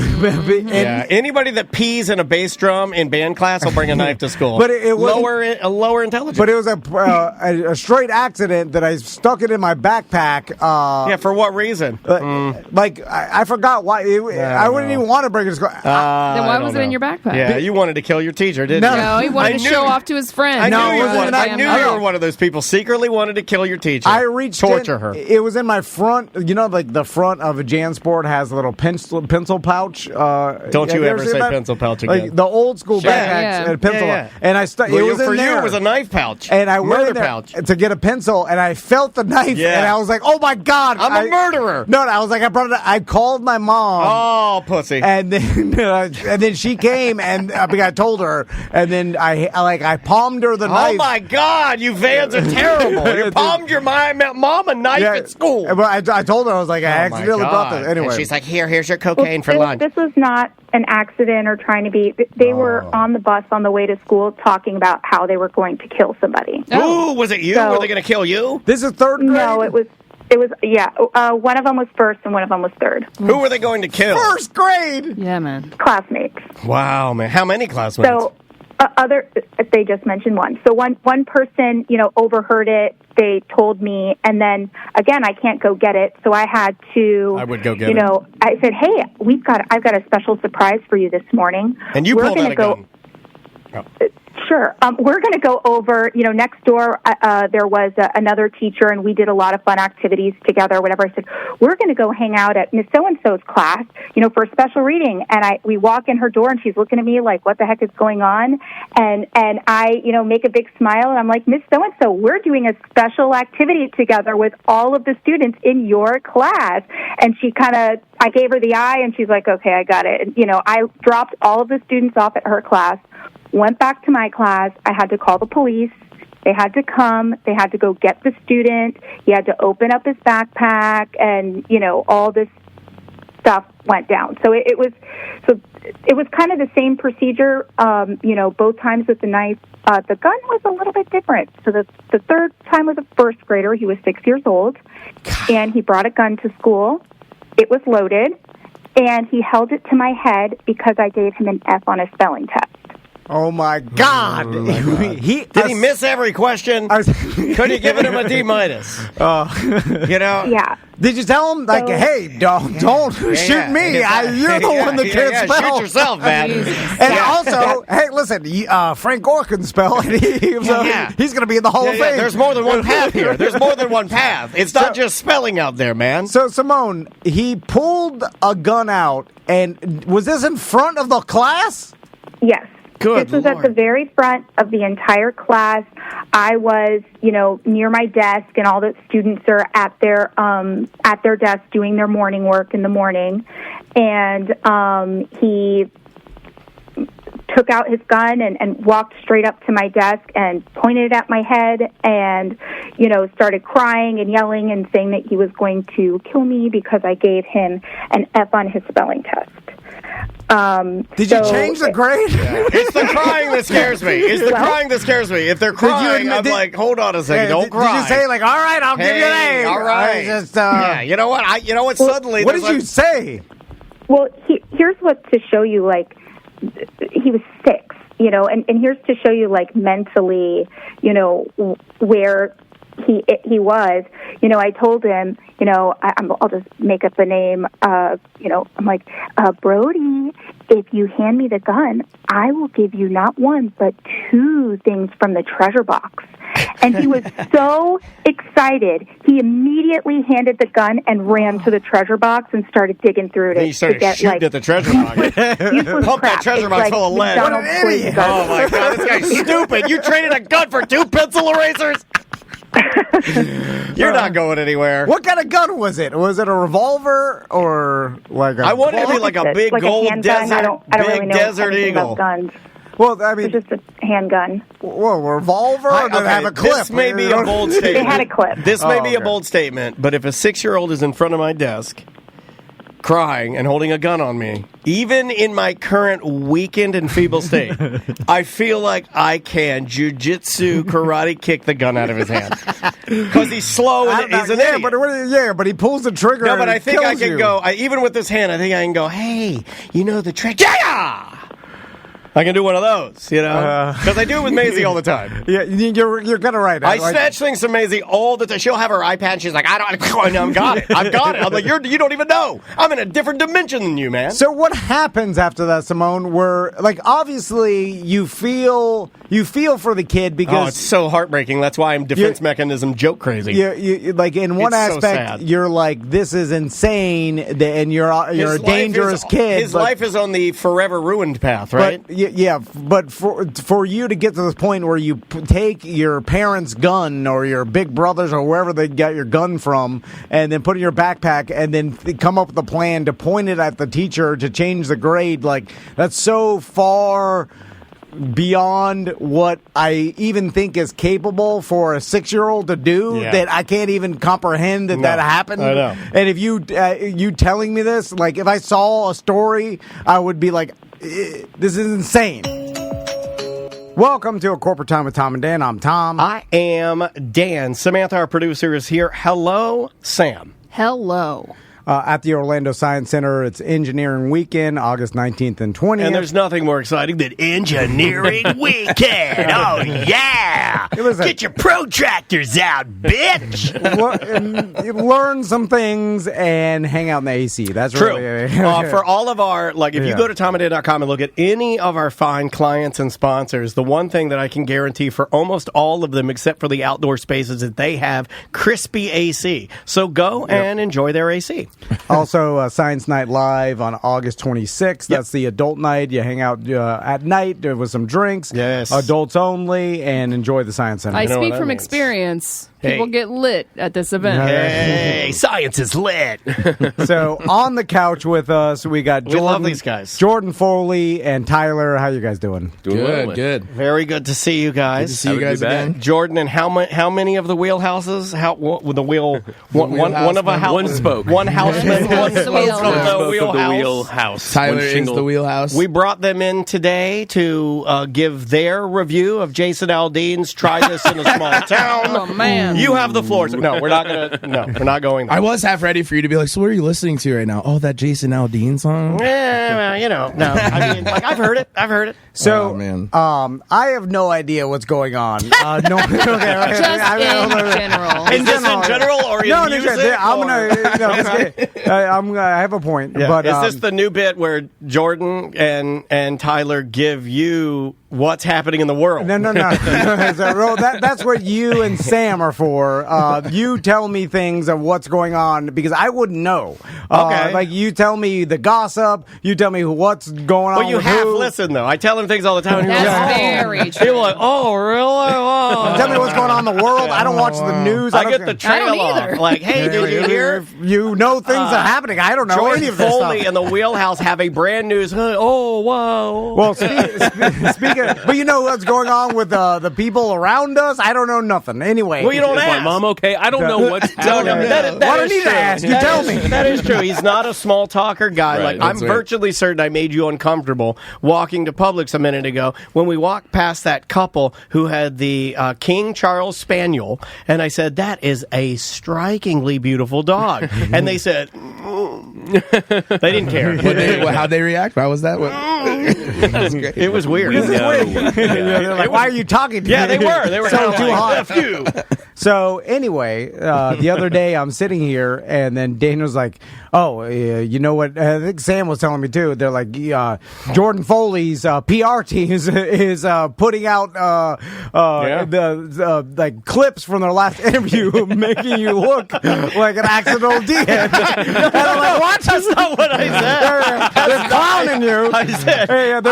I said, Jordan and his team are making you look like a real idiot. And then I'm like, what are you talking about? I've been nothing but nice to these gentlemen. And then they're putting out the clip where you said, so when you know there's thousands of other bands that sound exactly like you guys, something like that. How many bands do you think? Sound exactly like you? It's even better coming from you. I'm not joking. I'm like, I didn't say that. But it was absolute. Let's check the tape. On the tape. It was gold though. Like I was saying earlier that like I luckily, thank you, Sam. You guys gave me the whole bit, like the whole conversation. It's because we don't know how to edit it. So I ran. We couldn't. We don't know. We're not too dumb to edit it out. It's too much work. Yeah, I ran. Well, no, because I was like, there's a lot to unpack here. So I was like, well, what do I talk about? So I literally broke it down into multiple sections, and then once I hit that line, I was like, I can't. That was the funniest part of the whole conversation. Well, I have to apologize because when I'm This talking never to you happens, guys, by the way. Like I'm not joking. If someone told me, they're like, I'll bet you $1,000 you told one of your guests. So how do you do business and can continue to entertain when 1,000 other bands sound exactly like you? You do this to every guest, Yeah. though. What? That's why we call you the guest- unintentional D-head. Yeah, the last guest we had in, he was like, so what is it like doing business when you're this stupid? Yeah, like he does. Yeah, it's like inside the Well, actor's now I'm studio. afraid I did say that. We have a whole segment called Weird Job Wednesday where you just crap all over everybody's Well, job. I do that too. Those are I the do that listeners. too. I don't care about them. Yeah, I do right. that But the too. guests- And most of their jobs are really They are guests on the show at the stupid. time. Yeah, but they'll never be at one time super famous and then maybe wear a Tom and Dan shirt. I dare. That's what I'm hoping for Jordan and Tyler. I dare any of our listeners to become more famous than us. I dare you. You will not. You cannot do it. Good luck, peasants. Do it, Anyway, and I'll go on your show. And you But we can call me also an agreed idiot. with you though. Like we did. You had a valid point. no. You got to be original somehow. This started off great. Good job. I'm sorry. We're questioning everything we've done. The imposter syndrome. Maybe sets we in. should just stop. Damn. It ended here. pivot broke this up the entire band, interview. man. Yeah. What's been going on with you guys? The same thing that's going on with 1,000 other people that sound like you. Now he's calmed down. Now he's Zach Galifianakis between two ferns. That's what he's doing. And he loves it. He loves it. I'm sorry. Yeah, what you got the new single that comes out on Friday. Tell us a little bit about that. Is this something that came from the record, something new? Tell us about what you guys have been doing. So we're calling it an album, but really we've released all the songs individually. Right. Last time we were here, we released 2 of them. Yeah. So we've released, 3 more since then, and then this is the final one. So we're calling it an album. It's 6 songs. A collection of A tunes. collection of songs, yeah. and we're just pushing them out individually as singles. So this is Most bands are doing that now. Oh, yeah. you have to. But why is that? Yeah, So there's like I looked up this thing called the 6/8 release strategy, where you release 6 songs in 8 months, and you just push them out. And because we also felt like each song was good enough to hold on its own. Okay, yeah. So like we want to be able to gain the listens for each individual song, rather than be like, hey, here's a whole collection of tunes that we spent 2 years on that we want to be able to give each song enough time. Yeah, and each song is a bit of a sampler of kind of sonically what we mess around with, and this one's a bit more what if Queens of the Stone Age was in the Americana world, and this one's like, what if a Pink Floyd thing was more of our influence? Or it's just so it's a bit of a sampler to see what kind of maybe sticks. Yeah, every song has a different feel to it, and it gained a lot of momentum, especially being in the studio again with Thomas Wynn as our producer. There, it gained a lot of a stronger sound than just what we had. Thomas came in and listened to everything and gave us more influence and built them out. Suggestions. And once we really started building, that's where it kind of came about, where we were like, well, each song deserves its time. So then we did, at the beginning of the year, I mapped out every song's going to get released this date, this date, this date. God, this see, date. people that are listening to this, I don't think about that. They think you guys literally just write songs together drunk. I'm serious. I think that's what people think. You're not wrong. You're hammered and you get done, and then you're just like, all right, another hit, and then you go party more. It's a voice memo. You just have to keep. You have to keep writing. I mean, that's one thing that I've learned, and I've been told even by Thomas, because when I first met him, I was Thomas Wynn, not my Thomas. My Thomas would never tell you to keep. He'd say, "Stop! Right? What are you doing?" Yeah, Thomas. When I first met him, I was like, "What advice do you have to give another writer?" Quit. And he was like, "Yeah, give up. Stop doing it." He was like, "You just have to keep writing and not expect to just strike gold every time you have something. You have to work, edit it, work through it, be creative, flesh it out." Basically. So, but what's funny too is that a handful of these songs, I mean, they have age to them now. Like this song that we're releasing on Friday, That Fight in the Desert, I wrote it in 2018. And it was at the time that I was coming out with my solo record. And so I was like, well, I'm going to try to go into a new avenue of, fuller sound, full rock band, give it more momentum. And it's kind of become like Tyler said, the compilation of like what we're building. Cool. In the hopes that somebody along the line is going to hear it and be like, hey, we want to help you make a record. Because we have more songs on the way too. Like we have a new one that hasn't been recorded yet. And we're working on a handful more to keep it going. That's kind of like, you have to keep it going. Yeah. You can't just like release these and be like, all right, we're done. We found some new artists to rip off, so we wanted to just, Excuse me. We found some guys that a new batch of want to artists. sound like Yeah, now. exactly. Yeah. So we've started emulating their sound. The chat room, Mike Guzman Music says, Thomas Wynn has a story where he spent a number of years just writing hundreds of songs. Yeah. Yes. Yeah. And Mikey is actually our keys player. Mikey? Okay, all right. He's You're welcome to come in here, Mikey. I mean, like, we have other chairs. He's outside the door. Mikey actually works. Thank God. Yeah. Mikey works for Tyler's mom. Oh, right on. Not a joke. Not a joke. Yeah, OnlyFans, right? Like, yeah. I'm sorry, He just holds the camera. He's just holding the camera. Don't be weird. Shout out to Mikey. So Tyler or Thomas, he had he was signed to a label, and after they came out with their first album, they were like, okay, write 25 more songs, and so he did. And he made demos and like brought them to the label and was like, okay, here you go. And they listened to all of them and went, cool, write another 30 or like write another 20. Hold on, is this like some sort of like snatch the pebble from my hand BS? like they were really like, and then he gets done and they're like, we never were a record company to begin with. Yeah. This was We're just to from give Norway. This was just to give you the skills. Exactly. You're welcome. Yeah. Something just dawned on me, and I wanted to get your guys' opinion. So when you were mentioning what was it called, the 3-6 or 6-8 strategy, 6-8 strategy. It sounds like that is the music industry morphing into the new way things are done, which is not releasing albums and releasing, So now that, and then I was like, all right, that sounds, because especially since each song it lives on its own, it gives you a certain amount of freedom compared to the old way, which was you have this album idea and then you have, let's say, half the songs written. Yeah. And I feel like that has maybe artistically hindered bands in the past, because if you come out with a song that doesn't fit the album, maybe you shelf it. And how much good music have we lost or has been shelved because songs didn't fit the album's vibe of generational bands. Well, you and always artists, hear artists say it. I mean, you said you wrote That Fight in the Desert in 2018. Yeah, is that what I heard? Yeah. So like, my point is that like they're not going in chronological order. That's not how art works. Right. Yeah. So, and as a music fan, I will say that to go along with what you're saying. I'm glad that you're releasing singles because there's nothing I hate more, and especially as a kid. Not so much now because streaming took this away. But as a kid, when I would get an album, like when I'd run out and get the new Red Hot Chili Peppers Mother's Milk album, right? I waited for this album. Got it the opening day. Had to get the edited version because there were boobies in the whole thing. But once I listened to that, I was like, I won't get new music from them for 5 years. It was terrifying as a true music fan with anxiety when you got a record. You know, you knew it was going to be a while. You knew it was going to be 5 to 9 years before your guys would play new music, and you're like, well, what are they doing? Yeah. And then you'd forget about them. But now you guys can like put songs out like on the regular. It's almost like the relationship that I can have with you guys can be a little more consistent.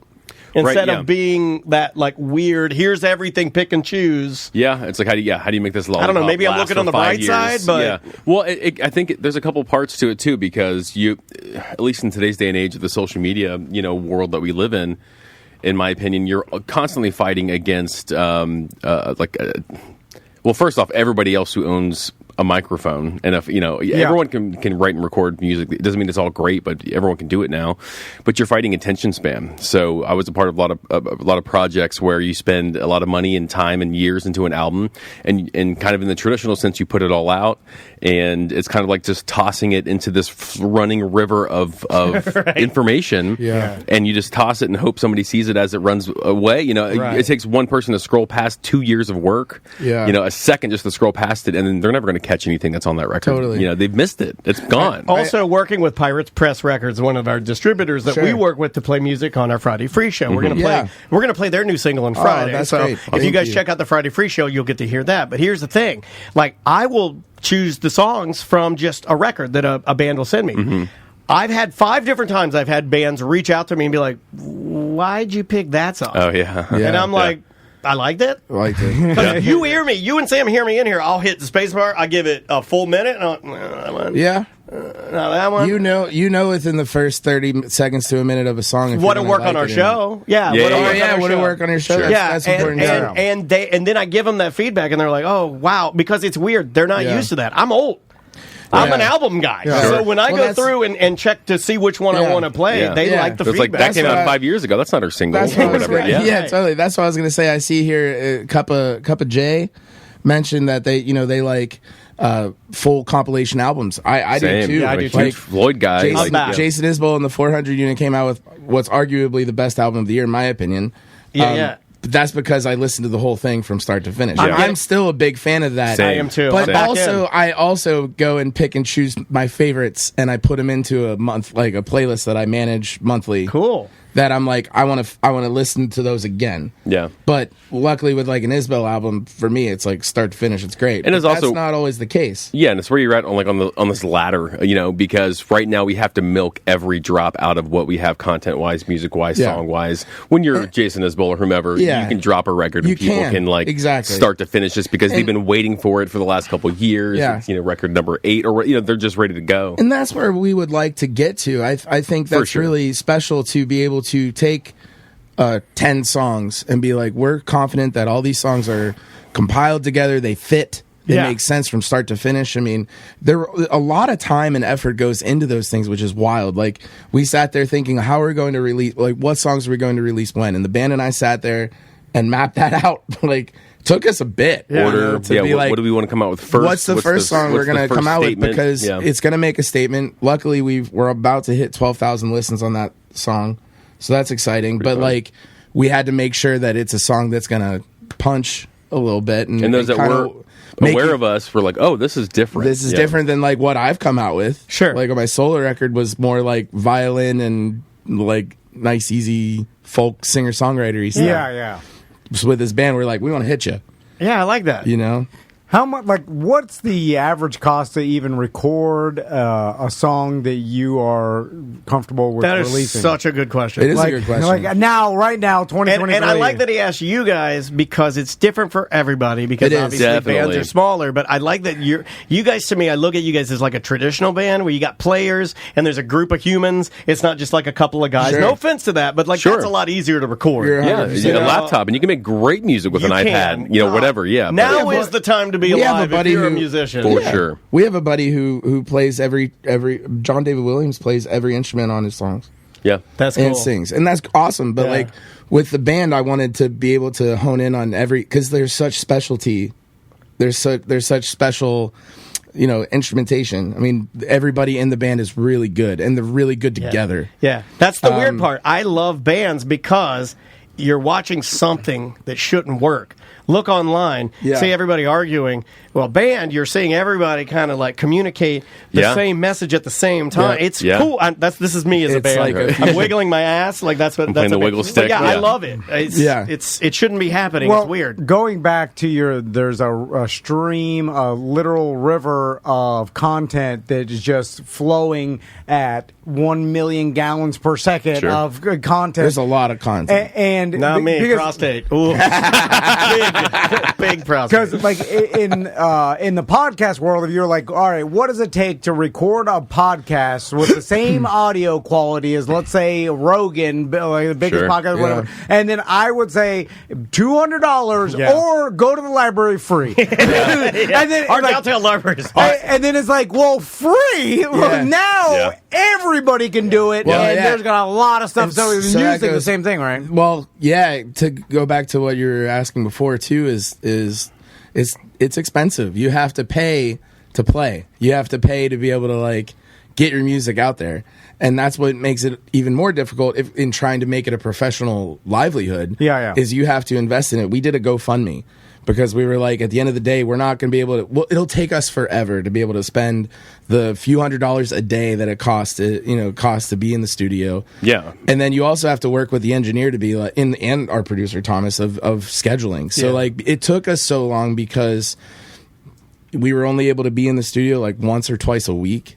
And so then it was like, I have to keep the ball going because they're busy. Everybody's busy. So it's like, we had a whole blueprint of like, who's going to do what track when, and mapping it out in terms of tracking every instrument. And then, got it all the way down to like my vocals last and then the harmonies after that. But like all of that accumulates. And the engineer, you're using his space, his or her space, their space. You're using their time. They're using Pro Tools or Logic. Like they're like really giving it a lot. And you're getting bills as you go, so it's not like they're sending you invoices while you're just give it to me at the end, and I'll figure out how to pay it. I'm so glad they didn't do that because I would have had a panic attack if I saw that it was like $12,000. It seemed more manageable. They're like, hey, just send me this much for next week. I'd be like, and sometimes, and this is a weird setup, but I've had engineers that are really good engineers, but they're more comfortable at their own spot. Oh, sure. So you're at their home. Maybe you could be in their garage. Their wife's popping in. Hey, you're at the mercy of him. If his kid's got to do something, if he's got to do this, if he's got an emergency. I had to take our engineer's son to a soccer practice. Yep, you got to do what you got to do. I don't know if you were there for that one. No, but I remember telling me. But they were working on something, and I was like, well, I wasn't doing anything. I was just there. What are you mixing? Drums? All right, well, I'll run him down. Like, can you take my son to soccer practice? I'm like, yeah, sure. Get in the car. Welcome back to A Corporate Time. We are on location in the headquarters of West End. It's super nice in here. The Sanford 3 headquarters. Hey. And speaking of the Sanford 3 is here. How you doing, Paul? Dom, welcome to Brainasium. Now, okay, I gotta find out what this was that happened earlier during our meeting. So, Dom, I figured out something about Dom. Dom enjoys a good skit, and I think, I say that somebody has been bitten by the radio bug because I think this guy, if he were 10 years younger, I think we'd have an intern on our hands. Because this guy, you got the goods, kid. You got the goods, and I think it's time to come out from behind the kit and cut your teeth. And some radio, man. Okay, so let me explain what happened. So we're here. We're at a gigantic. He's a radio guy now. He's got a face for it for sure. Big time. So, like I said, we're here at the West End headquarters at this gigantic business table. It's beautiful too. And we're having a meeting. There's cots where, like, if you had a problem downstairs or you needed to stay the night, there's a cot, there's a bathroom, there's a kitchen, there's people toasting bagels, copy machines in here. Sure. We're having a meeting about the Bad Business Beer Fest and Sofa and Zuz. Suds, Yes. which is happening again this year, November 18th and 19th. Mark your calendars. The Bad Business is on Saturday. Sofa and Suds is on Sunday. Yep. Hashtag kids dance party. We're going through all the different things that are going to be available, Yes. all the new add-ons. So as we're having our meeting, and of course, we're all sitting at the table. We've got there's multiple people here. All the heavy note hitters takers. are here. All the heavy hitters All are the here. heavy The whole hitters. table, it's a who's who of businesses. 6 Diet Dr. Peppers. Yeah. And One then- Diet Mountain Dew. And then, as someone walks in and brings Dom a basket, Yes. which I don't know what's in the basket, but a basket of food. And I was like, oh, Dom must be hungry. Yeah, but I thought it smelled good. I think I'm the only person that thought it smelled good. And so then was it a hot dog, Dom? It was a hot dog. Okay, so it was a hot dog. So then we're sitting there. Now, Dom's not eating the hot dog. And No. now But Paul, the hot dog is in front of him, and he had a slave of his own personal. And then when the guy came in and put the hot dog down, Dom goes, "Thank you, sir," or "Thank you, my good man," or something like that. Paul's telling us stories about all the BS he has to deal with. Yeah, and Paul's had it up to here. Where he's like they're grinding him, they're getting him good. But then the whole time, the Dom's just sitting with his hot dog in front. Yeah. Now, no one and else is eating. I peeked at it. I went off. I did a little peek. I saw some I saw some condiments. I was like, all right, this guy's got a breakfast dog. So no one's eating or anything. We're still just talking business. And I'm like, oh, Dom must have low blood sugar. He must eat his breakfast. So he has to have some of the West End slaves downstairs in the kitchen bring him up his morning hot dog, or he's gonna fire him. Yeah, so there it is. That looks like a delicious hot dog. That does look like a delicious hot dog. So- I might take that with It's me. from the joint downstairs. Oh, it's a great hot dog. The best part about that hot dog, it's not 15 It's not bucks. 15. Hey. Some people like that, though. Yeah, I don't know. I like it. Apparently so. I went. I enjoyed it. It's I loved split it. right between the middle. Anyway, so then, now I'm not joking. Like 8 minutes have passed. Dom hasn't touched his hot dog, right? And we're not biting. We're No not. one's We're not. mentioning it. Nobody's saying like, "Hey, what's up with that glizzy over there, dog?" No. So then, Nobody said a word. So then, Which we didn't. You know what's funny is we were too stupid to get his bit, which ruined his bit, which is what we would have wanted to do anyway. Right. So we were so stupid, we were brilliant.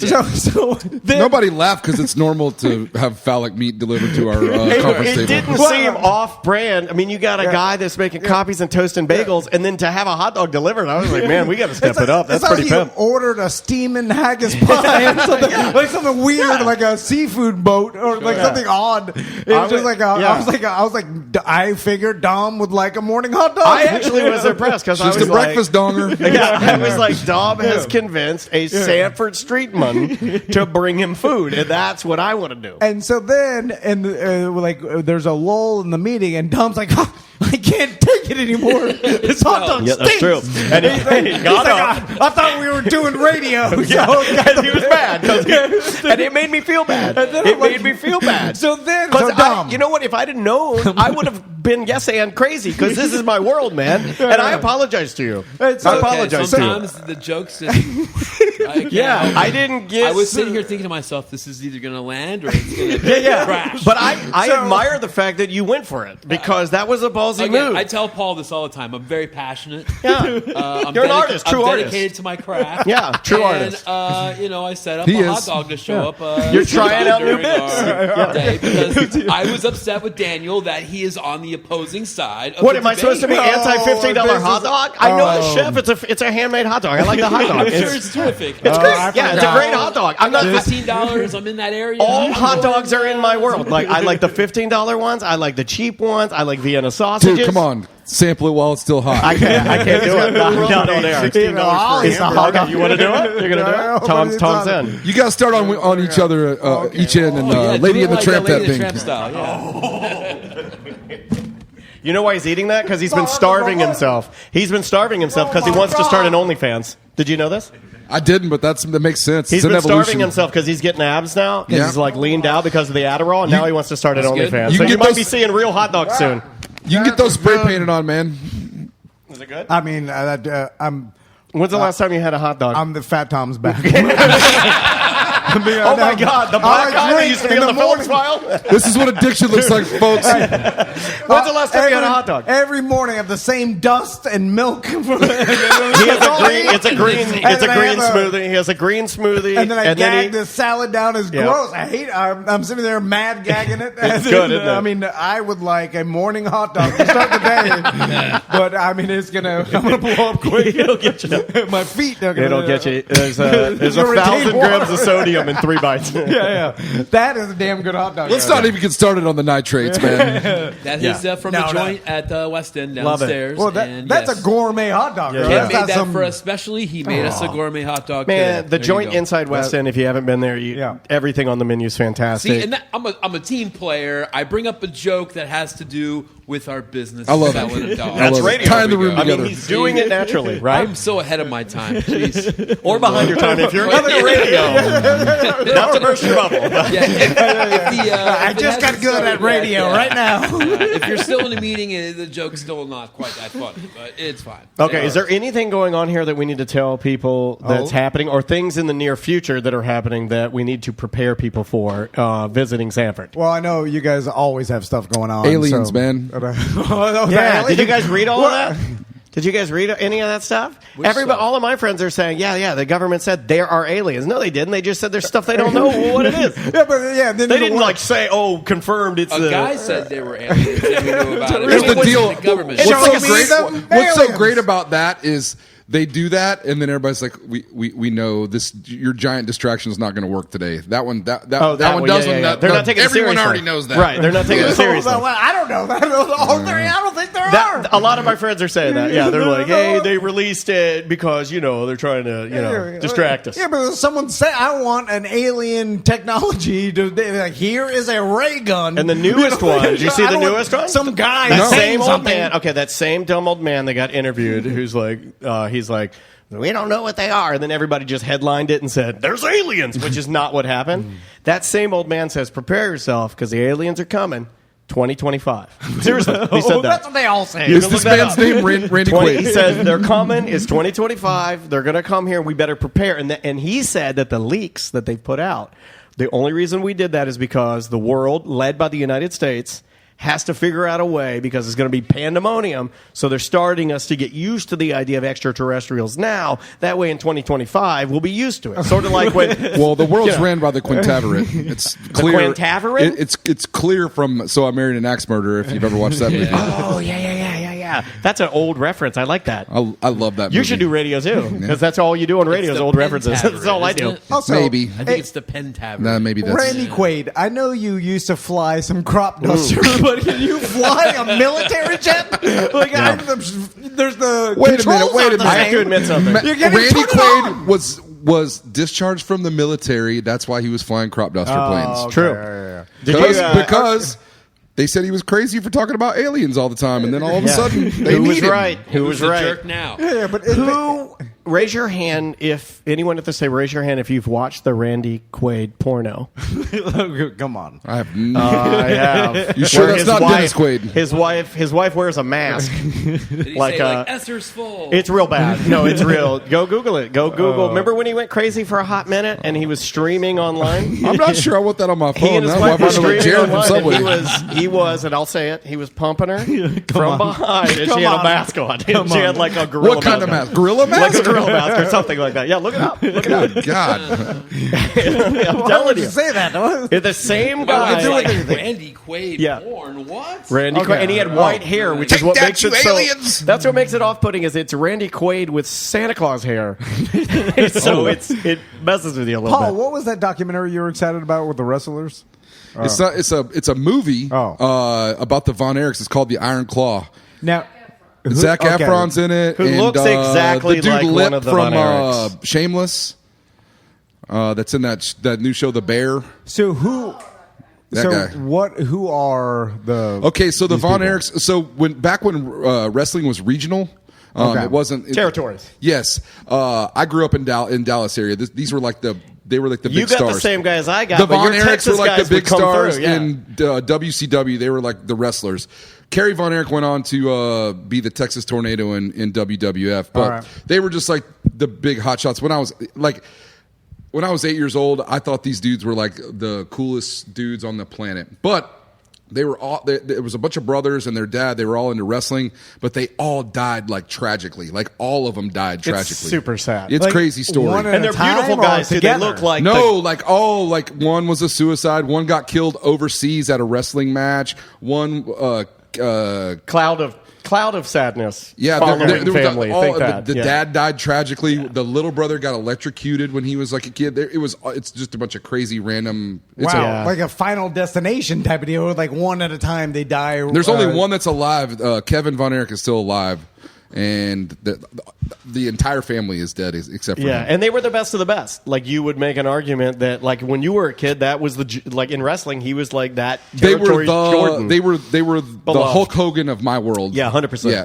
Although being in a wrestler family does put you, I would feel, statistically more likely to have a bunch of random crazy things happen to you. Just because it's not like just because of all the drugs in your living room. A family of accountants died and mysteriously all weird situations as odd. I think it's no different than being a rock star. Right. You know, drugs and alcohol are going to be there because it's performing. Yeah. And then plus you're in like crazy scenarios all times, like whether you're performing or traveling or just the. I remember those nights. I remember those nights where before a show I'd go into the stall and I'd shoot my legs up to get pumped. My 6th birthday slap my party. wife around a little bit, get out there and make these people scream.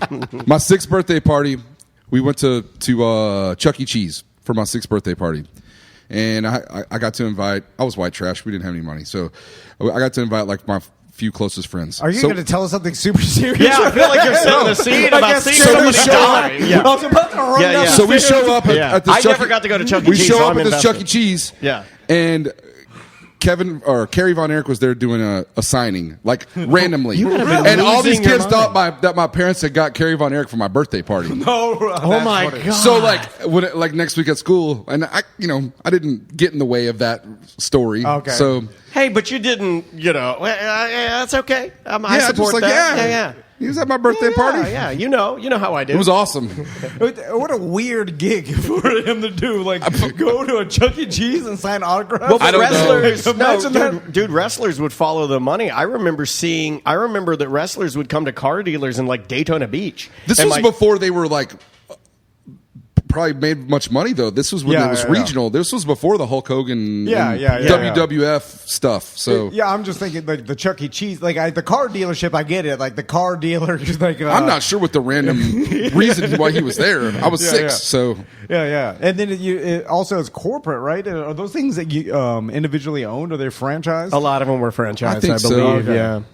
I know, weird business. I like the idea. And you got did you get an autograph? Did you get to meet him? Yeah. That's pretty rad. It was awesome. I never got to meet really any of the wrestlers. The ones I liked growing up were obviously my territory would have been Dusty Rhodes and Ric Flair. Yep. And Flair was our guy. Me and Dad liked Flair because he was the bad guy. And we gravitated to him, and I probably, the little bit of me being a young man and being a little horny, his rapport with the ladies and talking about riding Space Mountain and the whole nine. Like, I was like, I one day will grow up to treat women like Ric Flair. Yeah. And I have followed through. Maybe you can't be the first one, but you can be the next one. I have followed through with my promise. Have you seen Ric Flair recently? It's bad. Just mention it's real bad. He looks like Spam, and somebody just laid a wig on like top a of him. half-eaten ham sandwich. The drinking stories. Oh, Mike! It's Mike and Ric Flair. That's awesome. Where is that? That's down in Tampa. Ran into him watching the NHL Finals 2 summers ago. Yeah. From what I'm told, he has a guest pass to the MLA, and he can just come and go as he wants to. Like, he's got like a door, like he's Arthur Blank at Mercedes-Benz. Like Ric Flair, like Post Malone plays Tampa, you'll see Ric Flair backstage. He goes to everything with those, and he wears those paisley jackets. You need to start wearing a Ric Flair jacket. In his documentary, he's had a very sad life. Yeah. It's just like oddly based on on his character. you know, when he like, walked Speaking that of aisle. a sad documentary, watch the Jake the Snake Roberts documentary. I think My we've seen God. You know, he peed at our studio and left the door open. And then as I came rounded the corner, he said, "Are you trying to see my snake?" And I'm That's like, a great impression, actually. the fact that he's still alive and Ric Flair's still alive is a testament that alcohol can't be that bad for us. He was great in that movie, The Peanut Butter Falcon, if you watched it. Jake the Snake said that? Yeah, I'll have to he's check great that in it. out. So, okay, let's get to business. I thought here. he was going to sway and fall over on me like a big tree. You know, he's like... Super likely. Let's talk about some upcoming events. What do we got going on? We're talking Celery City, West End, Wild Wild West End, Citrus City. I mean, you got them all. There's I mean, I know there's an event every single weekend, but what are some things in the next couple weeks? Yeah, we got a couple shows coming up. We've got a new, it's our second annual Oktoberfest at Citrus City that we're doing. We've got that for October 8th. That's going to be With awesome Hollerbox? time. Yep. Nice. Hollerbox is teaming up with us for that one. That's probably our biggest event that we got coming up here soon, outside of Sofa and Suds and Bad Business. And then Dom's been keeping that venue pretty stacked. And we've got Head PE this week. All right. And then We got Shane Torres this week, a comedian. We got a bunch of comedy shows coming. Got a lot of music. You know, just check our calendar, westendvenue.com. Yeah, the Shane Torres is a good get. Man, for a comedian. That Actually, guy's we huge. just announced. You mean Zwain Torres? Zwain Torres. Just like him. We just announced Ben Bailey from that show Cash Cab back in the day. He's super nice. We've had him on the show. Yeah, he's coming as well. Yeah. It's not till next year, but just Seats are limited on that one. There's only 3 seats in the cab, so you better get on that quick. yeah, we The are light. I used to stacking. love the lights. Yeah, exactly. I always thought I would just drive around the cab with the lights flashing. It's a good show. We're stacking a lot of stand-up shows in the venue right now too, and that's going really well. I love having that in there. Not to get too off topic, but Paul, you need some secret door. Who says he doesn't have it? The fact that you don't think that there already is one is The crazy. look he just gave you leads me to believe that he's a step ahead of you, sir. And then you walked out, and then that's where you keep the West End golf Treasures, cart. the treasures. No, but then you ride the golf cart out some Like sort Batman. exactly. You get right out of a tunnel, descend and then you down. come out of a lake. No, you come out of From a lake. fountain or some sort. You come out of the water out here, like Batman. Okay, Batman comes out of the here's water. my Batman moment, Tom. The first weekend I had my golf cart, I parked in the front spot at West End, and I was super inebriated, and I was ready to drive home in my golf cart. And so I get on this thing, I cut the wheel all the way to the left to make a U-turn, step on the gas, toss myself out of the passenger seat of my golf cart, smack my head on the ground, go home. Definitely concussed. Slept about 16 hours. Wake up the next day to full side, arm, face, hip bruises. wow. Man. Oh, man. That was my debut with the golf cart. Not too much of a Batman. No, more like Batman. Gets on the What Batmobile. Batman movie have you watched? Accelerates himself out the back. Too much power, man. Man, Well over 10 years ago. okay, let's end with this. Let's talk about the golf cart lifestyle because you guys have it. It's here in Sanford, and I want it bad because every He time- wants it from his house to the studio. We're only seven miles apart. Yeah, I feel like because I get in my truck and it's so big, and I drive to the studio. Can I tell the you other day, I something? couldn't parallel. Can I tell you park. something as your friend? You and your truck. I'm just going to be real with you. You look really stupid driving. No, it's hard to parallel park. He looks stupid driving his truck. So here it is. Extremely large, or what do we got? Just stupid. No particular it's a reason stupid why. truck. Okay. No. Hey, No, just in general. golf carts are kind of hard to park because they don't have power steering. But here's what the golf cart is. This is the perfect example. If you wear flip flops a lot, say you're going through the summer and you don't have you get used to wearing flip flops, and then you have to put on shoes. That's the same as when you drive the golf cart all the time and someone goes, "You got to get in your car and go somewhere." And you're like, I gotta put on shoes. All right, I like that. It's analogy. even better than a scooter you're because like, my why- scooter, I got to get on it, rock it forward, start it up, and go. This you just get and go. Yeah, and then I want to be out. I feel like you're out in nature. Now it's a little hot. Out in nature? Where are you going to ride your golf cart? No. It's like being on a motorcycle. You're more. It's nothing present. like being on a motorcycle. Well, it's your open air. Okay. You smell the people smoking weed in their cars. Yeah, which apparently Do they everywhere. smell that everywhere like I do? I smell it everywhere. My God, everywhere. It's Weed. a lot worse. I remember back in the day, you used to have to try to hide that you were smoking Yeah. weed. People don't do that anymore. No. And if I see a guy I was smoking on ripping his my balcony, vape in line at Target the other day going, Yeah, seriously. Yeah. I look time at to be people on their alive. balcony, Yeah. they're smoking, and they'll blow it, and I look up and I go, "Hey!" Just for fun. Yeah. Just What are you doing? freak them out. You damn kids. All right, just to recap, Bad at Business Beer Fest, November 18th. Yes. Sofa and Suds, November 19th. Yes. Mark your calendars. Both free events. Hide your kids, hide your wife. Drink at westend.com. Follow all of West End's social media Yes. because that's how you find out everything's going on.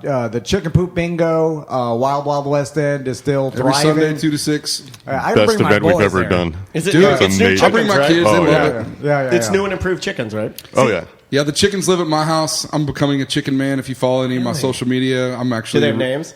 They all have names. Can you name them for us quickly? Yeah, sure. All right. Got Shania Twain. Yes, I'm glad you're taking some. We got Dolly Parton. You're taking this seriously. Yes, We got Loretta Hinn.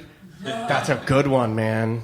And we've got Fancy, which is Reba McEntire. Yeah, Fancy. She's the redhead. Okay. And then we have our chicken that's been with us for a long time called Shy Cluck. That was our original. She was our original chicken that does. She's a little shy. Yeah, she's a little. She is not shy. No, a she's little real bee. mean. mean chickens. I'm a Shy Naya. Shania Twain. Okay.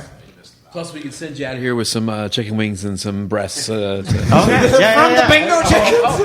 Well, that's from the one Wait we till didn't here like. comes another hot dog. Hello, sir. Can we do a party where we eat one bingo chicken and we all pass it around and we'll get power? Well, that's what you bingo win powers. if you win a round of bingos, a roasted chicken. We should give away little like colored chicks. No one's cooking my chickens, man. They're my pets. They sit in my lap. Like little fuzzy. Like they used to do that at the flea market. They goldfish, they give you little chickens? No, they it died. was at the fair. You go to the fair, and if you you'd pick up a thing. It was like a pool of water. The little and then ducks. Those are probably small And ducks. you'd win a chicken or a baby duck. Yeah. And I remember I went over there, and there was this unfortunate kid there, and he was picking up all the baby chickens and smashing them on their head. And my mom was like, "Help! Oh my god!" And the kid, like it was bad. It was real bad, real bad. Guys, thanks so much. We appreciate On it. that note, let's get out of here. Yeah, we gotta get out of here. And we will see you tomorrow.